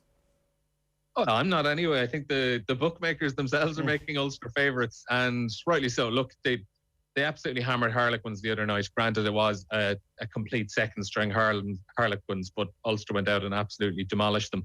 The one thing that they could struggle with over this weekend in particular against Northampton Saints, it is touch and go what's going to be going on in second row. Cormac Kizichukwu got a bad-looking knee injury at the weekend, so they're light on bodies. Hopefully they can get Ian Henderson back this weekend. He missed last weekend after picking up an injury at the tail end of the Six Nations. So they were down pretty much to Alan O'Connor and Kieran Treadwell, and don't really have anything else to come through at second row unless Ian Henderson is fit and available. But looking through the teams there, you'd probably make it. Leicester Tigers were very impressive against Connacht, and they've been excellent as well ever since Steve Borthwick took over from Jordan Murphy a few months back. And I thought London Irish were so exciting to watch on Friday night. The finish to that game against the Cardiff Blues was outstanding. And if London Irish don't go all the way, I just want to keep watching them play, because they're such an exciting team to watch. You never really have a dull game with them. Yeah, the Challenge Cup is the competition to watch, it turns out. Neil Treacy, good stuff. Cheers, guys. Neil Treacy there with the Tide 5. A shortened, condensed version of it. It'll be back again next week, no doubt, reacting to Exeter against Leinster and to whatever happens with Ulster as well. Right, it is 8:58 on this Wednesday morning, and you are watching OTB AM. We are live in association with GIllette as ever. Good morning. Start with GIllette, giving you the confidence to tackle the day ahead. Now, Fergus McNally, the Irish kitman who has been bringing us through his journey to quitting smoking through the HSE Quit campaign, joins us next. But first, let's have a listen to Damien Delaney. Here he is on an Irish forward who really impressed at the weekend.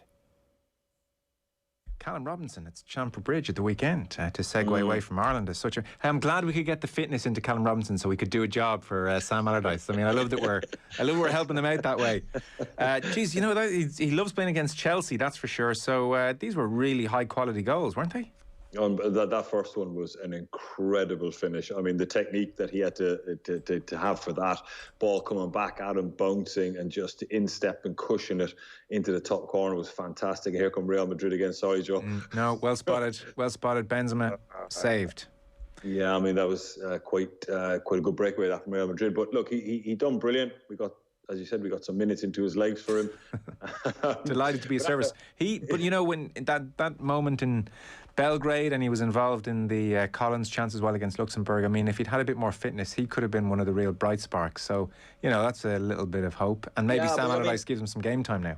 Yeah, but also, like, you know, you look at the position he was playing pretty much as a front two for Ireland, which I don't think necessarily suits him.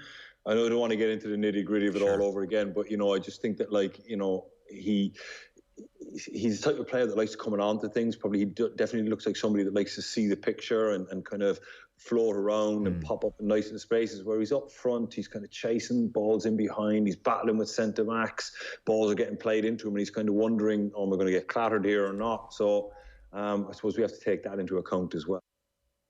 Yeah, good stuff from Damien Delaney last night on the Football Show, talking about Callum Robinson and his brace against Chelsea in the 5-2 win for West Brom on Saturday afternoon.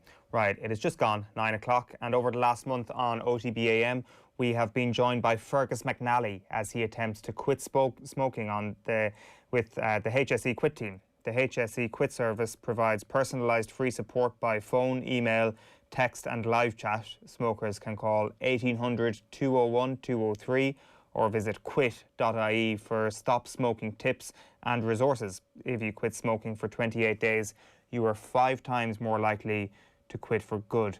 Fergus, good morning. Morning, how are you? Good, thanks. How are you getting on? This has been well over 28 days at this point. Yeah, it's all good. It's all good. Yeah, there's been no major problems, so we're still off the fags. So it's good. It's good. So Quit Month was due to be March. Was there a milestone you felt going into April now where you had held strong and you had got through the entire month? Well, I actually went a bit early. I went in February, so I was well on the way in Quit Month. Yeah, but like every month is a milestone. Every week, every event is a milestone. So yeah, we're continuing clicking them off. So what, do we have a total days at the moment? Do you have that in your head? So what are we, like a month and a half in? No, it's February, March. And so February, March, 2 months and 7 days. So 28 plus 31 plus 7. It's like your crappy quiz there. You can do the maths there. I wouldn't be able for that. You're better at the maths than I am. So what has the last week been like for you? Obviously a bit of travelling with the Ireland team, get home for the long weekend. Does that make things more difficult? Is it just run of the mill at this point? No, it's just run of the mill. To be perfectly honest, the weekend was grand. I was back in work. Everything was good. So I just went straight from one to the other. I got a negative test, obviously, and was able to go back at it. So yeah, the travelling didn't make it any different. Didn't make it any more stressful. So. Does it help to have the mind occupied like that? I mean, like just worrying about getting from what was it, Belgrade to Dublin to Debrecen. Like it's a pretty heavy weekend, and I presume work was flat out over the course of the weekend as well. Do you just not have time to think about cigarettes? Yeah, no, there was no time, and as well you had to go. It was such an effort to get them, you know. So especially during lockdown, you can't just nip out to the shop. So it was never really an issue. Overall, like, I mean, I was chatting to one of my mates who's given up smoking a while ago as well, and he definitely finds when the sun comes out, things get a little bit more difficult. Now, I mean, it's mostly to do with the fact that people are out in beer gardens and things like that, which isn't happening this year. So I guess you've got the good weather and everybody in good mood, and maybe you see people having a cigarette, but it's allayed by the fact that everybody's indoors really and shouldn't be doing things like that. Yeah, I hadn't really thought about that, but that could be an issue. Thanks for reminding me of that. I'm just looking forward to a beer garden. Yeah, walking out of Croke Park, maybe down Jones's Road after a win, and the sun on your back could be an issue. But look, we'll cross those bridges when we come to them. We were just hearing from Damien Delaney there a moment ago talking about Callum Robinson. How delighted were you to see him get off the mark, not get off the mark, score again this season, but up his tally against Chelsea FC at the weekend? Yeah, it's bizarre that he's all 5 Premier League goals have come against Chelsea. I pointed it out to friends of mine who are Chelsea fans, and there's a few of them about. Yeah, it was great to see. Like, I wasn't watching it, but just clicking on live score and see that he got 2 was brilliant. What's he like when the cameras are off, when we don't see him on the pitch? What's he like around the dressing room? Yeah, he's a very bubbly character. He's a great lad. Very good, very friendly, mannerly. Yeah, they all are, but he's very bubbly, yeah. Has the character of international footballers changed down through the years? Like, I mean, I'm not saying that footballers were unfriendly or anything before the last couple of years, but it does seem that this group of Irish players are down to earth. There's a humility about a lot of them. I didn't know them beforehand, but I watched that Finding Jack Charlton documentary or film, whatever you want to call it, and it struck me the similarities between them. They were down to earth, like behind the scenes, and some of the footage, like you had Kevin Moore threatening to shove the camera somewhere at one stage, you know what I mean? And just they're just the same, I think, you know. They haven't changed. And behind the scenes, they're just people, you know what I mean, who are doing their best to do a job, you know. And I think we should remember that as well, you know. What other teams have you got on live score if you're trying to keep across all the different Irish players? Yeah, it's bizarre. I found myself supporting Millwall last year when Jay Malumbi was there, and now Danny McNamara from the 21s is there. So, like, you find Harrogate Town, Simon Powers over there. So with the 21s, I would have met a lot of young lads, and you kind of follow their careers and see how they're getting on, you know. And it's good. It's good when you see them score. It's exciting. Yeah, it must be exciting as well from your perspective, I guess, as the kitman, giving the Ireland jersey to a couple of these younger players and knowing that it is their first time putting on the green jersey, that first cap, the first time they do put on that kit is like an unbelievably special moment in their life. Yeah, I think you can see that from them as well. They're really appreciative of getting it, you know, the first time. Like, obviously we don't give it to them. Sure. The manager does it, but myself and Mal get to hang it up, and we get to see their faces when they see it, you know, and it's good, and it means something to them. So as long as it means something to people, I think it has to mean something playing for your country at any level, you know. I know that they make a massive deal out of it in rugby and stuff like that with the cap, and maybe there's like some sort of forfeit in the dressing room afterwards. Is there any tradition like that when it comes to debutants in the Ireland camp? No. I see in Aussie rules, they get the player's father to come over and present the jersey. No, but we don't have anything like that. Right. Well, it's been an encouraging time, I guess, from that perspective, seeing the new debutants, and hopefully the results will come in June and later on in the year as well when we get back to competitive action. Just with your own journey now, Fergus, I guess, with 2 months without smoking a cigarette, what is the next milestone for you, and what sort of challenges do you see ahead? Yeah, well, I suppose the next milestone is just to keep at it and to keep going with it and get my 4th tyre. I'm on 3 now, so I get my 4th tyre today. So I'll have a brand new set of wheels. All right. Be ready to go. With the money I've saved, I suppose it is to get over the milestones of summer days and matches and half-time and matches and different things like that. But like, I don't see it as being an issue really, you know. I think we're fairly confident of kicking it for good this time. So yeah, but I suppose every day is a challenge really, and when you don't think it is, when you think you're complacent, that's when you could fail, you know. So you just have to be mindful of it. It's always going to be there in the back of your mind. Oh, I'd love a fag. And I even see people now who say they love the smell of them. Like, they don't want to have one, but they want to stand beside people who do smoke, which is bizarre, you know. But I suppose it never really leaves you, you know. Yeah, that's true, I guess. So have you bought all 4 tyres with the money you saved in 2 months without buying cigarettes? Yeah. That is good advertisement for the entire thing. Fergus, congratulations on the first 2 months. It's been brilliant chatting to you every week throughout Quit Month, and congratulations on your progress and all the best for the future. No problem. Cheers. Thanks for that. Fergus McNally, thanks a million. He was there with us for the last month.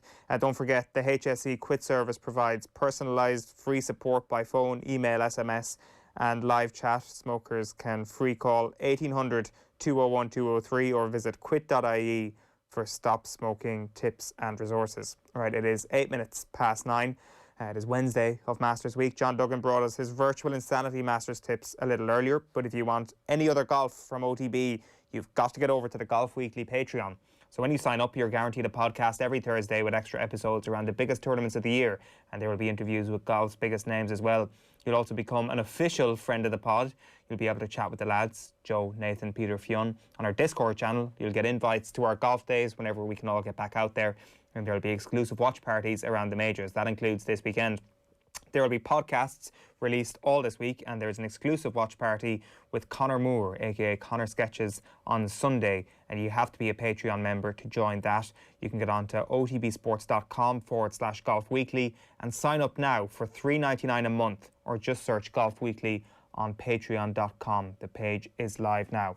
Right, Damien Delaney, and that full conversation is coming up before 10 a.m. But we are back after these with a special Champions League chat with Clive Tyldesley. OTB AM. This is OTB Sports Radio. OTB Sports in your pocket. Listen to OTB Sports Radio 24/7. Until that habit is broken, do you not realise how crazy those things were? Watch your favourite OTB videos. The benefit of being suspended, me and Scoresy were out every night, a couple of nights before the game. Read all the latest sports news and opinions, all in one place, the OTB Sports app. Listen, watch, read. Wherever you are, we're always with you. The OTB Sports app, available to download now from your app store. Tom Watson, you're welcome to Golf Weekly. Hey, this is going to be fun. Very happy to say European captain and, of course, three-time major winner Padraig Carrington joins us. Today's special guest on Golf Weekly is Lee Westwood. Thanks very much. Yeah, I'm honoured and delighted. Let's bring in Paul McGinley, who joins us now. Paul, you're very welcome. Shane Lowry, how are you keeping? I'm good, thanks, yeah. Well, I'm as good as I can be. The biggest names in golf and Ireland's best golf podcast, Golf Weekly, now exclusively available on Patreon. Go to otbsports.com/Golf Weekly to sign up now. Check out the Boyle Sports app today for details on which football match is getting the no-lose treatment this week. Plus, browse through dozens of new player markets, all powered by Opta. Shots on target, left foot, right foot, headed goals, assists and more. See the Boyle Sports app for full T's and C's. Boyle Sports. This is betting. Gamble responsibly. See gamblingcare.ie 18+. OTB AM. With GIllette, put your best face forward with our new and improved razors. Okay, so the Champions League returns this week with the quarter-finals, and what better way to celebrate the return of the Champions League than to speak to one of the voices, if not the voice, of big European nights. Clive Tyldesley, good morning. Good morning. So I want to start talking about commentarycharts.com here, because anybody who follows you on social media will not only know what these charts are, basically where you can purchase a framed version of any commentary notes that you commentated on any of the big games from the past, but they are accompanied essentially by videos of you writing them out, which I must say is one of the most relaxing things you can possibly watch on the internet right now. Time-lapse is a wonderful thing. I don't do them quite that quickly. Yeah, I mean, they are essential props for commentators. As the late, great, truly great Brian Moore used to say, fail to prepare and you prepare to fail. I do believe that anybody with a will and the kind of sort of anorak nature that commentators have could do the research and compile the charts.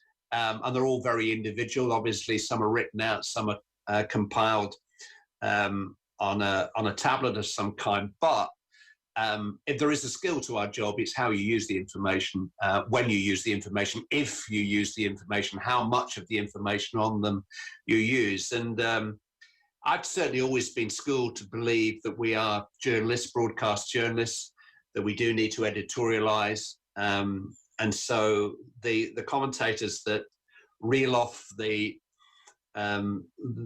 fruits of their labours, whether it's actually relevant to the moment or to the match or not, are, in my opinion, to be avoided. I think if I use more than 10% of the information that I've compiled on a commentary chart for a game, then I'm probably boring the viewer or the listener to death. I think as much as anything, they're a kind of psychological prop that if you compile something which is complete and looks good, it looks like you've taken care over it, then when the red light comes on, you certainly get a degree of confidence radiating back to you that, well, at least I've done my prep. Yeah, for sure. Has your prep changed in any way over the years? That, like, are you still writing up everything, every single letter for matches nowadays? Yeah.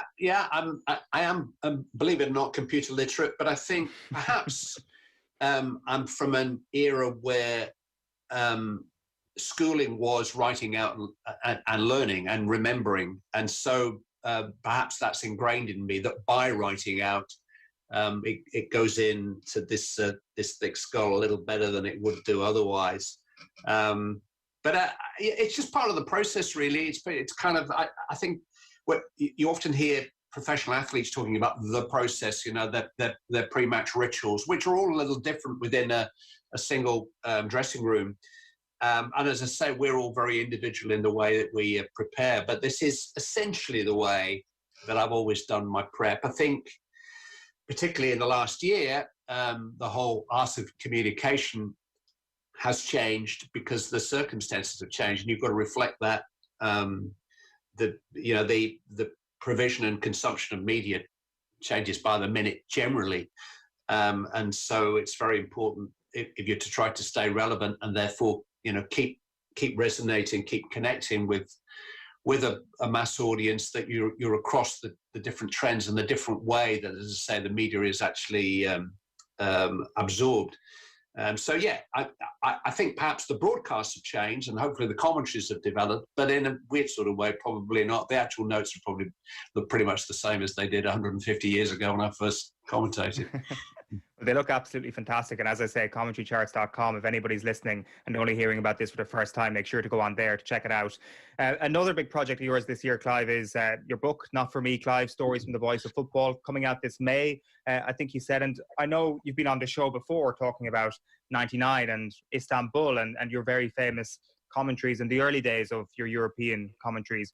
I'm interested in actually, when was your first experience of European nights as a boy, when the European Cup was starting to develop in the 1960s? What do you remember of that time?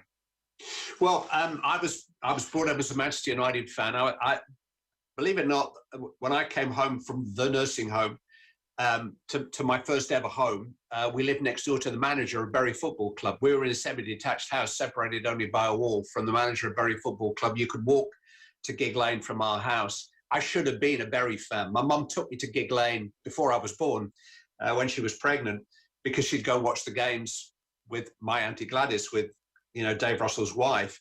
But my dad was a Manchester United fan. Through the Busby Babes era, through the 50s and stuff. So from a very early age, from 4 or 5 years of age, he was taking me to home games at Old Trafford. And so, yeah, I saw Best Law and Charlton in the flesh from my sort of very early experiences of watching football, and I saw them playing in the European Cup. I saw them playing against Real Madrid and Milan and so on. And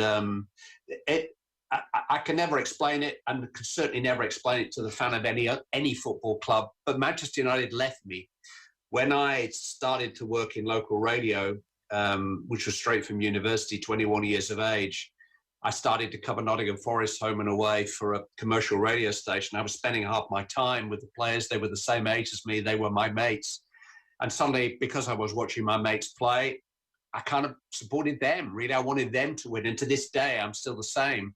I don't have a team, don't have a club, but I've got lots of friends in the business, and my affections go with them. But my first experience of European nights, I didn't actually go to the final in '68. My dad didn't have tickets for Manchester United at Wembley, but I remember them going out in a semi-final and being there at Old Trafford. So in late '60s, I was actually watching what is now Champions League football in the flesh. It's interesting that a few moments ago you referred to the journalism aspect of your job, and I guess that really came to the fore in your time with covering the Nottingham Forest beat, but also covering Manchester United under Sir Alex Ferguson. And I guess the information that you had to glean that maybe just isn't possible from a commentator standpoint anymore. The biggest change that I've witnessed in all those 150 years is the relationship between football and its media. It is totally different now from what it was. It isn't a relationship now, really. It is a kind of marriage of convenience. You'll still find broadcasters and journalists who've got good contacts and got good friends within the business, but even those friendships are kind of compromised by the nature of 21st century media. You've almost kind of have two different relationships with these guys because information is so precious and so toxic, really, that it was difficult enough when you were in the confidence of Sir Alex Ferguson, and 2 or 3 of us would meet him in the grill room at Old Trafford at 4 o'clock on the day of a big Champions League night on ITV, and he would tell us his team. and tell us why he'd chosen that team. He would trust us with the fact that Roy Keane has picked up a calf injury in training this morning, that he's leaving Beckham out, that he's playing Giggs in centre midfield. And funny enough, you just mentioned the book. I've actually written about it, that walking back down the steps from the grill room out into the outside world, it felt like you were kind of as part of some sort of affair. You had this kind of secret from the rest of the world. And you'd walk out into the thoroughfare and somebody would shout across, "Hey, Clive, what do you think tonight? 2-0, Beckham and Giggs to score." They're not playing. You know, and it was, it was almost too much. I mean, sometimes you go into the tunnel before the game, you know, like 70, 80 minutes before the game. And one of the officials of the club, you know, the security guys said, "Have you heard that Keno's injured?" He said, "Oh, no, don't tell me it's out, you know, because he'll blame me." So it was like classified information. And it's very rare that you have. I've probably got, in the Premier League now, I've probably got relationships of that kind with four managers, something like that. And that's because we go back a long way, you know, Sam Allardyce, Steve Bruce, Chris Wilder, whatever. So there isn't the trust between football and its media anymore. It is so, I don't know, the sort of clickbait journalism that's out there. It makes it very difficult, even for a sort of, you know, P-list celebrity like me. You've got to be careful, and you've got to be wary of social media and stuff. So if you're living life in a goldfish bowl like a top Premier League player or manager, I don't think you trust anybody. Did you ever see the tougher side of Ferguson firsthand? I'm not sure. Did you ever get the hairdryer treatment? But yeah, two, right? Just the two. Right. One on the telephone, thankfully. I wasn't actually in the presence of one of them. I mean, the stories would take too long to tell, and they are both in the book. But I was innocent on both counts. They were total misunderstandings. Well, which was the worst one? And I'm sure. In the flesh, in the foyer of a hotel at Port Olympic in Barcelona, before a Champions League game. Funny enough, in the same season in 98-99, United played in the new camp in the group stage. A wonderful game, actually, 3-3 draw. And how can I tell this quickly? But take your time. Right. I did have another source at Manchester United, and so I was kind of privy to a little bit of information. But the great Hugh McIlvanney, wonderful sports writer, was very close to Sir Alex Ferguson. And in his Sunday Times preview, he had speculated Phil Neville was playing right back at the time. Gary Neville was playing at centre back. And he speculated that Fergie might bring Wes Brown into the team at right back because he'd be playing against Rivaldo, who, quite apart from being brilliant, was quite a big unit. And so it was purely a height thing. And so if it was in Hughie's piece, I kind of read between the lines that this was Jen. So, you know, my commentary chart the night before had Wes Brown and not Phil Neville on it. Anyway, I came back from the kind of ITV pre-match dinner early as I was a good boy and wanted a good night's sleep. And I just happened to get into the lift with the father, Neville, the father of Gary and Phil Neville. And our conversation only lasted however many floors we went up. But during it, he said, Phil's worried he's not playing tomorrow. And I said, well, if he doesn't play, and this, I said, if he doesn't play, Nev, it will only be because of the height. And I think Fergie's a bit concerned about Rivaldo. And that was the conversation. But Nev didn't go to bed. Nev phoned Phil and said, Clive Tyldesley doesn't think you're playing either. And Phil told Gary, and Gary was the shop steward, and at breakfast next morning confronted Fergie and said, Clive Tyldesley knows the team, we don't know the team. Which wasn't quite the case. So when we had our lunchtime meeting down at I went with Bob Wilson, the lovely Bob Wilson, and we walked through the doors of the hotel, and Fergie's there. And we're expecting the, hi, how are you? You know, whatever. Bang, bang, bang. So I had one of the most famous faces, one of the most respected people in the whole of European life, let alone football, bawling at me from about 5 paces in the foyer of a busy hotel. And, I was off the planet. I wasn't to be seen anywhere in the solar system for the next couple of weeks, if possible. I think that was the kind of message. And I left without any time to say, but I only read it in the Sunday Times. Now, the nature of Sir Alec was that these things went one of two ways. Either you were there was an omerta and you were cast off for the rest of your life, as happened to the BBC, Steve Bruce, Roy Keane, Mrs. Beckham, you name it, that's it, end of. Or it blew over in 2 or 3 days and we carried on as if, I'm still waiting for the apology, and I'm not holding my breath for that. But I was back on board within a few days, and as if it had never happened. And the other one was a similar misunderstanding, but it was God rest him now. It was all Hugh McIlvanney's fault. That must be pretty terrifying at the time. I'm not sure how many expletives were thrown in, but that experience, do you even remember the content of what he specifically said to you? No, the other one I remember in a nutshell was I got the real rollicking on the phone next day, but I actually got I was dismissed from his presence in his company. It was at the end of after a nothing League Cup tie, first leg League Cup tie away to Halifax Town, who were the bottom of the Football League at the time. And Manchester United actually won 3-1, but they played rubbish. And there was a second leg to come. It really didn't matter. And we were doing it for highlights, regional highlights. And when I came down from the gantry, I was told that the floor manager told me the interviews were with Jim McCalliog, who the name some people remember, who was the manager of Halifax at the time. Really famous Scottish international cup winner and stuff. And with Neil Webb, who'd scored one of the United goals. Fergie wasn't appearing. Now, ITV had a national network game involving Manchester United the following weekend. And unbeknown to me, my boss at Granada TV in Manchester, Paul Doherty, who's the son of the great Peter Doherty, had somehow managed to get through to the office at Halifax, get a message to Fergie that we'd really like just 2 questions relating purely to the game at against Nottingham Forest coming up.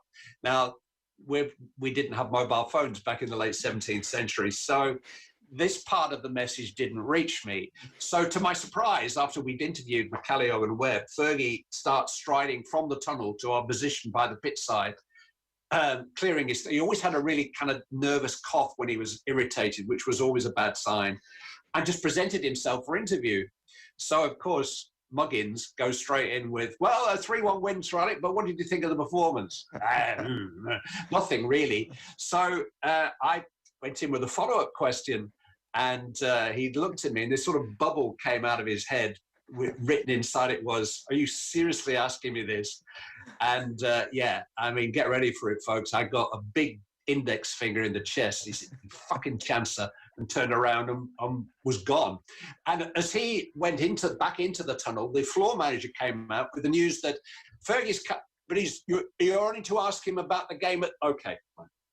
So again, misunderstanding. And I was, I was naive enough then to think that a phone call, I had the number of his direct line on his desk, still at the Cliff training ground. He's always in at 7:30. I'll phone him at 7:45 in the morning, explain that I didn't know, and everything would be fine. But I miscalculated on that. And I think sitting in a suburban bedroom on the Wirral with the phone in my hand, I think the neighbours could hear that I was, again, not to appear at Old Trafford for a little while, but it blew over. Listen, it takes thick skin, fair play for bouncing back so quickly, because that could make a young reporter crumble in that sort of situation. Well, I mean, I'd like to reflect and think it was part of an initiation ceremony. I don't think that was the guy. I think he has lost it with me a couple of times. He was and is. I mean, I've only bumped into him once really in the last few years, and we picked up as if as if the intervening years hadn't happened. He was very, very good to me. I was very fortunate. I inherited a trusting relationship from Brian Moore. And I actually worked with Jason, one of Stradic's sons, at Granada TV. He was a match director. He was the guy in my ear for quite a few games. And I'd been to the family home. I'd actually been back to the Ferguson residence in Wilmslow a couple of times and stayed. So, but I was always aware that it was essentially a professional relationship. We talked about the commentary charts before. The original commentary charts of the two Manchester United Champions League victories on his watch, he bought from me. He gave donation to, I'm a patron of the Bobby Moore Fund, and he gave, 4-figure donation on each occasion. Right. And he had them framed in his office. And a lot of people, the managers who visited the training centre, commented on these, that they were like pride of place on his office wall, and he often referred to them when visitors came. So I'd like to think that he kind of respected my thoroughness, my professionalism, and that with the inherent trust that I brought forward from Jason, from Brian Moore, I didn't let him. He's aware that I didn't let him down in it. This is probably the biggest letdown I've ever. By writing about it in the book. So I'd be interested to see if I get another. I might get the hat trick after the book's published. But I know. In the chapter I talk, each of the chapters in the book has got the title of a famous, mainly football, but some broadcasting people that I've come across and been close to at some stage. Shanks, Kenny, Suey, Gareth, Cloughie, and so on. But the chapters are not specifically about that person. And the Fergie chapter is about power, really, about the difficulty for the contemporary manager to control everything in his or her domain. And, we're now in the era of the technical director and the director of football and the head of recruitment and so on. And of course, Fergie held all of those posts at Manchester United because that's the way that he wanted it. That's the way he demanded it, really. It's the only way he felt that he could exercise that level of control over his kingdom. And it worked because he was prepared to be at his desk at 7:30 every morning, prepared to deal with all of that. And because he adapted wonderfully to change. I've written in the book about how managing Ryan Giggs was very different to managing Cristiano Ronaldo, how recruiting Ryan Giggs was going round to his parents' house in Swinton, knocking on the door and going in and trying to persuade them he would look after him. How recruiting Cristiano Ronaldo was sitting down with George Mendes and having a conversation with him. So and that was Fergie's brilliance. And that hairdryer was put away about halfway through his career, really, because he, in the same way you have to parent differently today than you did probably 20 years ago, you have to manage differently. And Sir Alec was very, very good at adapting to that, as long as he could keep control of his domain. And listen, I've got no great insight into what happened with Rock of Gibraltar, but it was the one fight it was the one away match that he played in his time, really, where he was fighting on foreign soil, mainly on Irish soil, really, against people who were as powerful in their domain as he was in his, except he was fighting them in their domain, on their ground, on their terms, really. Yeah. And he didn't have that. He couldn't exercise that power over a situation that he had over most things at Manchester United. So it's a kind of I think it's a fascinating look at how people in positions of power in football now have to manage differently to how they once did. It sounds like it's going to be an absolutely fascinating chapter in the book. I just wanted to ask you as well, Clive, before we wrap up, about Jack Charlton, because there's a new documentary, Finding Jack Charlton, which is absolutely brilliant. It's aired in Ireland and in the UK over the last week or so. And when Jack passed away last summer, I remember your own Twitter video, which I think has got over 1 million views at this point, telling a brilliant anecdote about Jack. What was he like on a professional level from the broadcast side of things? He absolutely as he seems. You got what you got what you saw with Jack. Some people are able to put on a front and have a public persona. That was Jack. That was absolutely how he was. Difficult, I mean, it is a wonderful film. It's not a documentary; it's a film, and again, the trust that I know the filmmaker very well, Gabriel Clark, and made the Bobby Robson film too, and the trust that the family must have invested in Gabriel to tell the story, to have the access to shoot Jack in his later life, must have been very testing for the family, because you've been around cameras. They're not, they're great big things, and they come with a sound recording system, wires and stuff, and it's very difficult for anything happen naturally in front of a camera. But Jack called a spade, and I thought there were some wonderful contributions on the football side. Andy Townsend was great in it, because Andy's a big friend and a wonderful raconteur, great storyteller. But Andy was kind of quite hard, quite honest about how difficult Jack could be. And, I think that gave us a proper insight into a lovable man, but his own man. And, funny enough, one of the commentary charts we've got is Italy in New York, or not New York, in New Jersey. And, for the guys that went out there, that's football, that's what we haven't got at the moment. Those just extraordinary, I was there memories, and they come not just with Ray's goal, but with the whole trip and finding the money to go on the trip and coming back and meeting your mates who didn't go and telling them all about it. That whole experience, if you travelled from the island to New Jersey and witnessed that and come back, I mean, listen, we all give the right answer when we're asked what's the one most wonderful moment in your life. Oh, being at the birth of my, yeah, maybe. I mean, no, honestly, well, I did go to Giant State. Well, there you go. That was it then. That was the greatest moment in your life. Yeah, but don't tell the wife. It's a pretty good way to leave it, Clive. I really appreciate your time. I think we are almost out of time. Great memories of Jack Charlton. I highly advise people to check out the film as you describe it as well. Keep an eye out for Clive's book as well. Not For Me, Clive is how it's titled, coming out this May, and of course commentarycharts.com for Clive's immediate work at the moment. It's been great chatting to you. So many things we didn't get to, but I'm sure we'll catch up with you again. Clive Tyldesley, thank you. Thank you.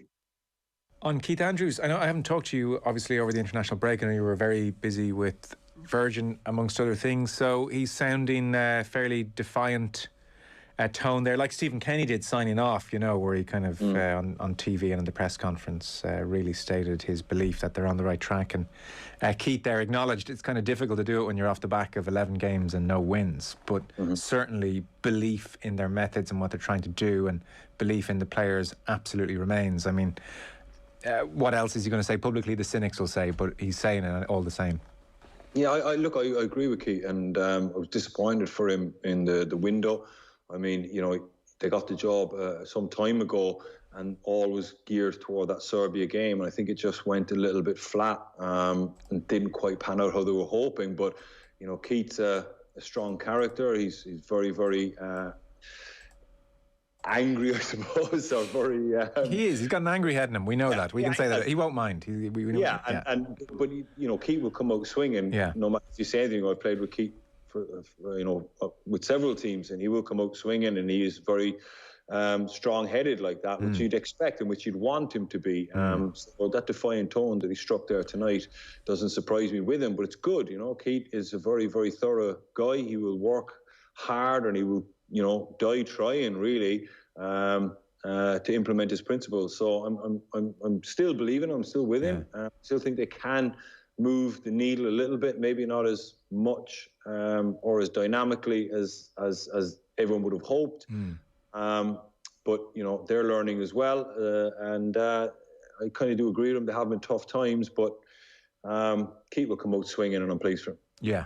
I say he's an angry head in him in an affectionate way. You know, it's an admirable thing. He's which is great, and they'll need that defiance because I thought, you know, we're not going to labour this point because we've talked about the Ireland stuff a lot, but I think it's good that when Kenny signed off and then Keith this evening, they're not looking, you know, shell shocked after what's happened and the Luxembourg result. There's a degree, if the players pay attention to this stuff at all and we're having doubts of their own, I think it's probably important publicly and privately for management to not show any doubt, even if who knows, they are sitting in the room, just the two of them or the three of them, saying, geez, maybe we do need a bit more experience here, or maybe we do need to be a bit more pragmatic at times. But I mean, they're private conversations. Yeah, look, it's a huge ask what the two of them have undertaken. Like, I mean, it really is. It's colossal to undo 8 or 9 or 10 years of neglect for around the national team, and you know, not putting the structures in place and not quite being on the correct path. They're probably trying to undo a little bit before they can start building. But like any renovation, as soon as you start taking things apart and trying to redo it, you start finding maybe the foundations aren't what they were, or, you know, and you start uncovering more damage, and you know, it's a long process. You know, I think we've all watched enough Grand Designs to realise that you know, everyone starts out with the greatest of intentions, you know, great budget, good time scale, and then all of a sudden it's still there 5 years later. So are you saying this is the money pit? Yeah. It seems to be that way, yeah. But look, if with enough perseverance and enough hard work, I suppose that they will get it right, or as I said, Keith will die trying. And on the quality front, Callum Robinson, it's Champions Bridge at the weekend to segue away from Ireland as such. I'm glad we could get the fitness into Callum Robinson so we could do a job for Sam Allardyce. I mean, I love that we're helping him out that way. Geez, you know, he loves playing against Chelsea, that's for sure. So these were really high quality goals, weren't they? That first one was an incredible finish. I mean, the technique that he had to have for that ball coming back at him, bouncing, and just to instep and cushion it into the top corner was fantastic. Here come Real Madrid again. Sorry, Joe. No, well spotted. Benzema saved. Yeah, I mean, that was quite a good breakaway that from Real Madrid. But look, he done brilliant. We got, as you said, we got some minutes into his legs for him.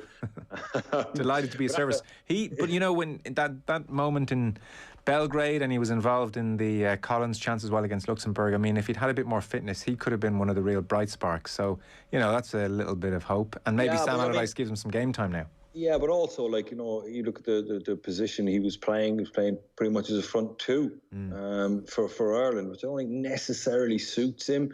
I know I don't want to get into the nitty-gritty of it all over again, but, you know, I just think that, like, you know, he's the type of player that likes coming on to things. Probably he definitely looks like somebody that likes to see the picture and kind of float around and pop up in nice spaces. Where he's up front, he's kind of chasing balls in behind, he's battling with centre backs, balls are getting played into him, and he's kind of wondering, am I going to get clattered here or not? So I suppose we have to take that into account as well.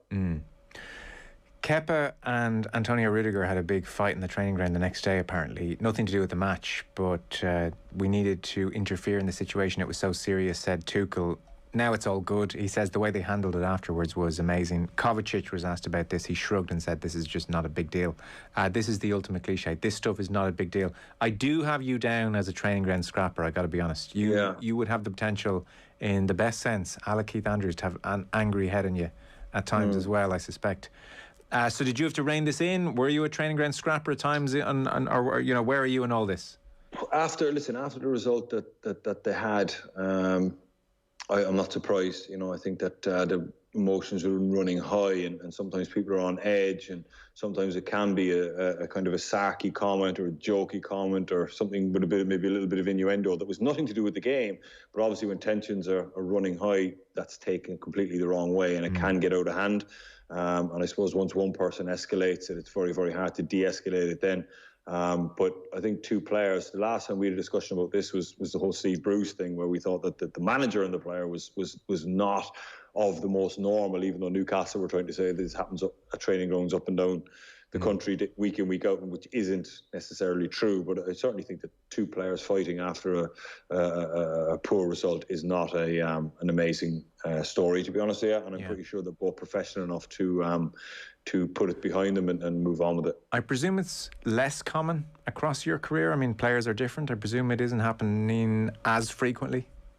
See, there's an awful lot of reasons why these things can happen. Sometimes it can just be, Rudiger going in for a ball in training and the keeper taking exception to it, and all of a sudden he stands up and, like as I said, tensions are running high, and it's something out of nothing. It happens, every day when we watch football. Players just square up to each other. We're also in a training ground. You don't have to worry about a red card, so you might be willing to put it a little bit further.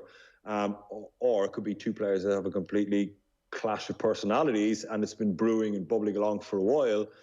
Or it could just be someone came in and said the wrong thing, or somebody overheard something. So there's many different scenarios for this. But, people are upset, people are angry after what had happened. So there's not a whole pile in it. They're professionals, and I'm pretty sure they'll put it behind them. And less common over the years, or as much in training grounds as ever, really? I think less fights, less common. I think that, a lot of people aren't really of that mindset anymore. There might be a lot of verbals and whatnot in training if somebody's not happy. But I think if two players don't like each other and there is a clash of personalities, they're more likely just to avoid each other and just stay out of each other's way and just respect each other as professionals, if not as people. But insofar as the fist throwing, they're very, very, very rarely. I didn't see much of it, to be honest with you, but it did still happen. Where were you on after a big defeat like that, where 5-2 in Chelsea's case, but regardless of the team, performance is just not good enough, and manager says, right, in for training tomorrow, everyone, your day off is now officially cancelled. Did you like crankiness the next day? Did you want everyone at each other a bit? Did you want a bit of unhappiness, or would your spidey sense has been alerted if everyone was a bit too bloody happy? Yeah, you wanted an edge in the training ground. And would you bring it then? Would you make damn sure I'm going to be cranky here? Yeah, you might even just start a fight just for the crack, really, just to get everyone going. But it can be a good thing. It's a sign that a team's in a good place, because they're really, really upset that they lost the game. They won't be upset that they got dragged in. That won't be a surprise at all, even though it was probably down as a day off.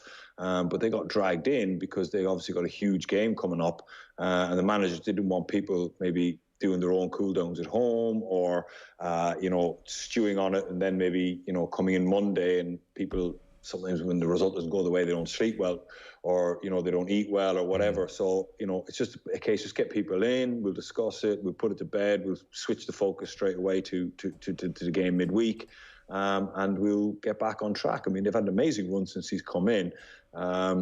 It will be mildly alarming to Tuchel, the extent of the collapse, even though they were 1-0 up when they went down to 10 men.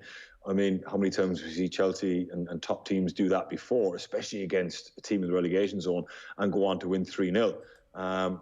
But I just think that the capitulation might be a little bit worrying for him, and I think he will probably be looking very, very hard as to how that happened. What did they do that kind of invited that? So Jose Mourinho, Newcastle 2, Spurs 2, they're 6. They're 3 points off West Ham.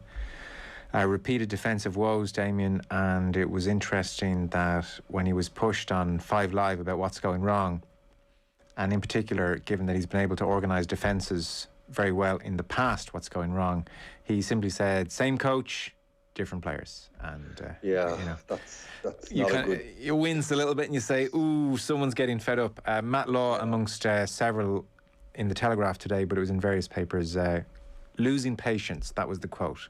Playing squad are, quote, losing patience with Mourinho. Julian Nagelsmann's name was mentioned. Just on that, so like Matt Law, and I think there were various others, I think Henry Winter had something similar. I absolutely do not doubt their credentials, so I just want to be very clear on that. But, it depends who they're talking to. Like, if Harry Kane says I'm losing patience, then this is a really big deal. If it's the number 17 and 18 and 19 in the squad saying, yeah, we're all losing patience, then it's a different story depending on who's on the, who's on the fringes and who's really thinking it. I mean, have you ever, I suspect you've been involved in teams where you're seeing quotes in the papers about how good or terrible things are, and you're thinking, I don't think that. I think things are okay. So, there's that element here as well. Yeah, well, I mean, listen, to quotes that never appear in the paper if things are going well. Well, true. Things are great. Yeah. Headline. So I think it's safe to say, and it's not a secret. Yeah, things aren't going well at Spurs. It's just a case of who does the chairman back. But it's also a case of who's saying, there is a difference between Harry Kane saying it and the fringe players. I don't know, Joe. I tell you, it's the fringe players could drag a training ground down as much as, or as equally as much as what Harry Kane could. Okay. If anything more so, because I think that Harry Kane is playing. So even if he's not happy, he's still kind of happy because he's playing every week and he's scoring goals and things are going okay for him. And centre forwards tend to have that selfish streak, and then rightly so, because they're the goal scorers, and if they're scoring, they're pretty happy. But if you're 17, 18, 19 man that you said there aren't happy, oh my God, the training ground can fall apart very, very quickly. Okay. I remember I had, I'll just tell you a quick story with Tony Pulis. He would come in to our training ground in the morning to the canteen, and he would just walk straight past me and, not speak to me or anything not speak to me, but, not pay. He might say morning, but that would be it, Then he'd go and he'd have breakfast with, the 16, 17, 18 man that you were talking about, And I remember speaking. I remember speaking to him. We were on pre-season in Austria one day, and I remember chatting away to him. And obviously, I was a bit older, so maybe he would say these things. But he said to me, he goes, "I don't have to worry about you. You're playing, so I don't need to worry about where your head's at." He said, "But if my second 11 throw the towel in, training's going to disintegrate very, very quickly because you guys will train hard, but I can't have 3 or 4." He said, "not training well because the session will fall apart." That's just to your point there, but on a broader kind of...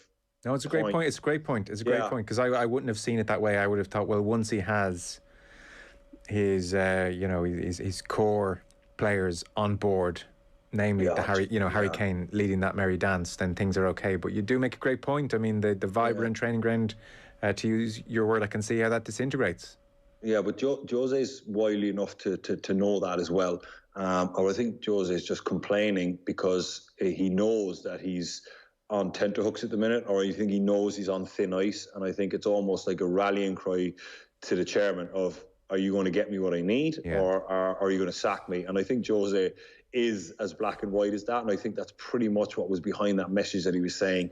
He's saying, I need 5 or 6 players. The mentality isn't correct. I need to change the mentality of this football club.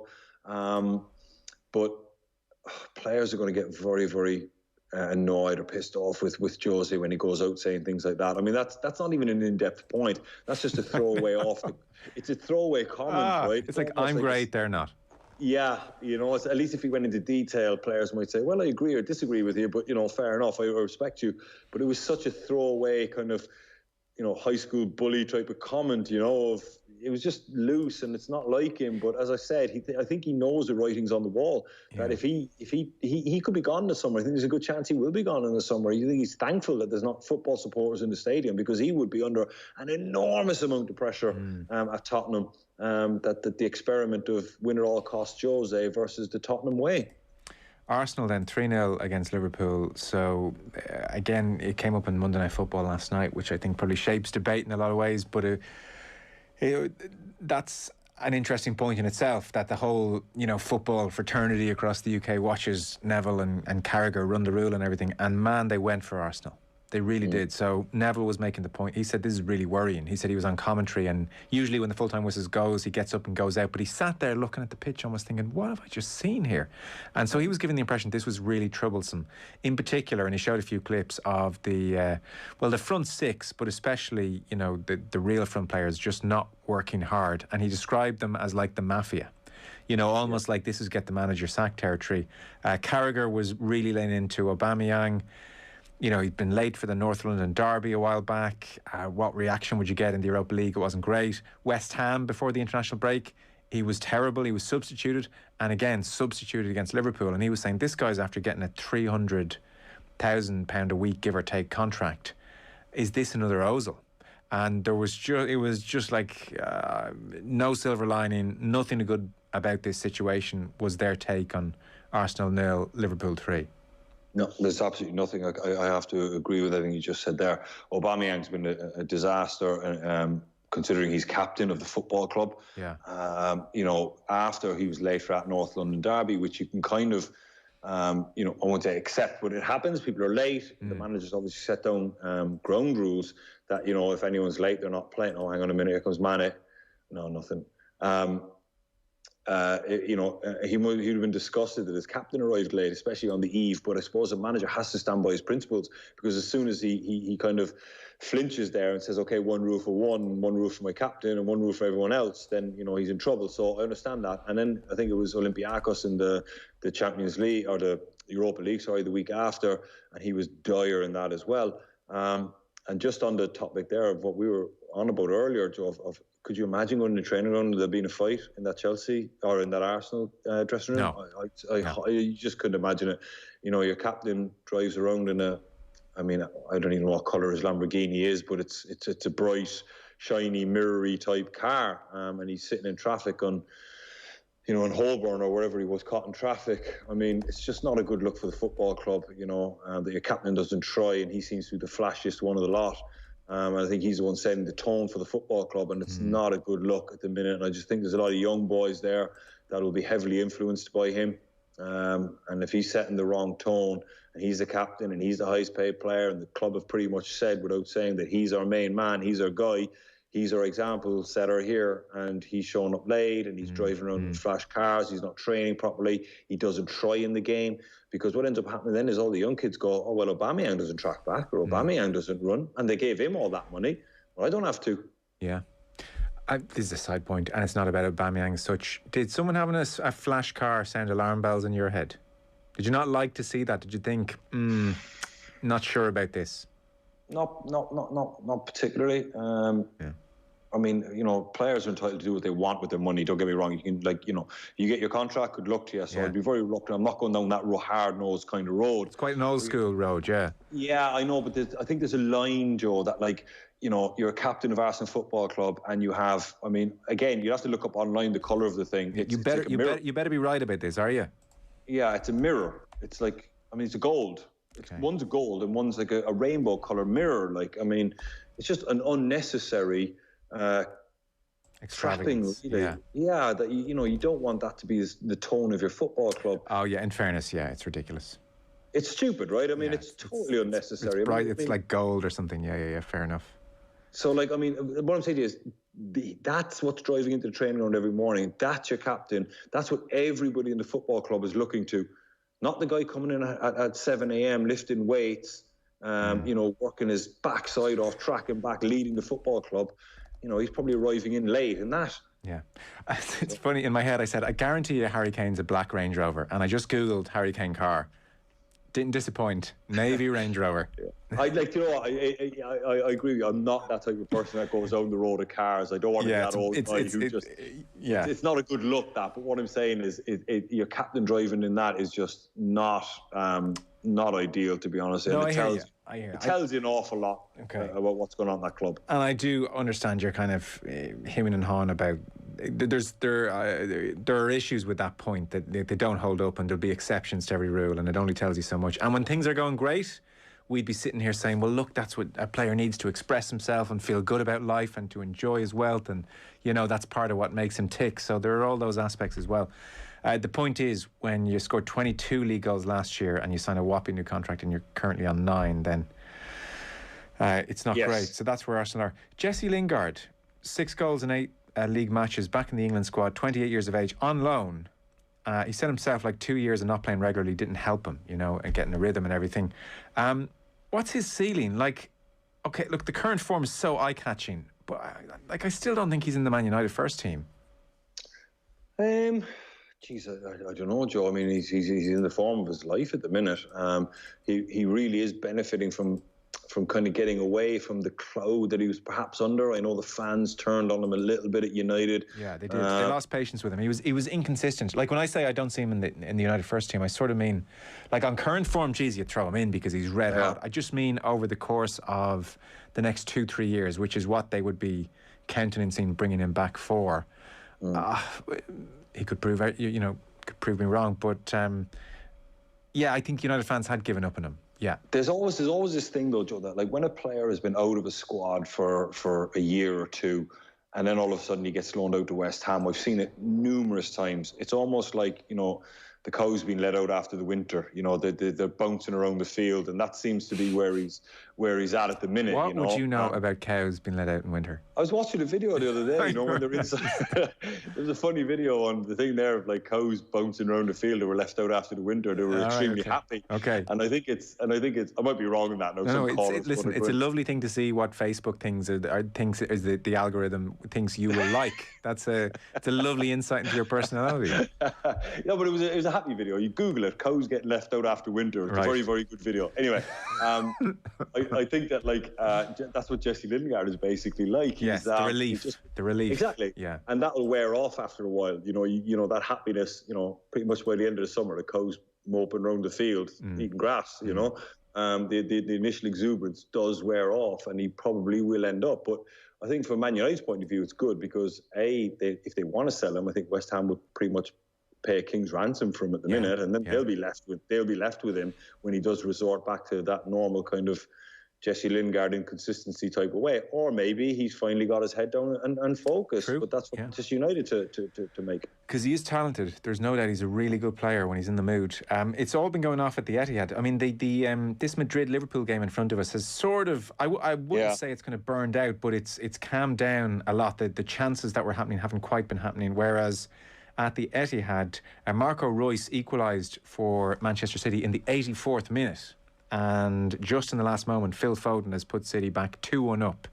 But Dortmund might look at that and say, away goal, 2-1. That's not a terrible night for us by any means. So that's where City are this evening. No, they'll be absolutely delighted with that. I mean, I think when the draw was made, Dortmund were probably one of the teams a lot of clubs would have been looking for. They're not in a great place. They're quite ropey. You know, they do have the best young striker in the world, but they're not particularly great at the minute. They kind of just scraped through against Sevilla.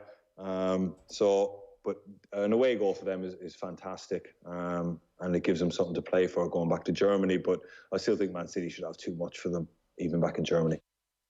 OTB AM. With GIllette, put your best face forward with our new and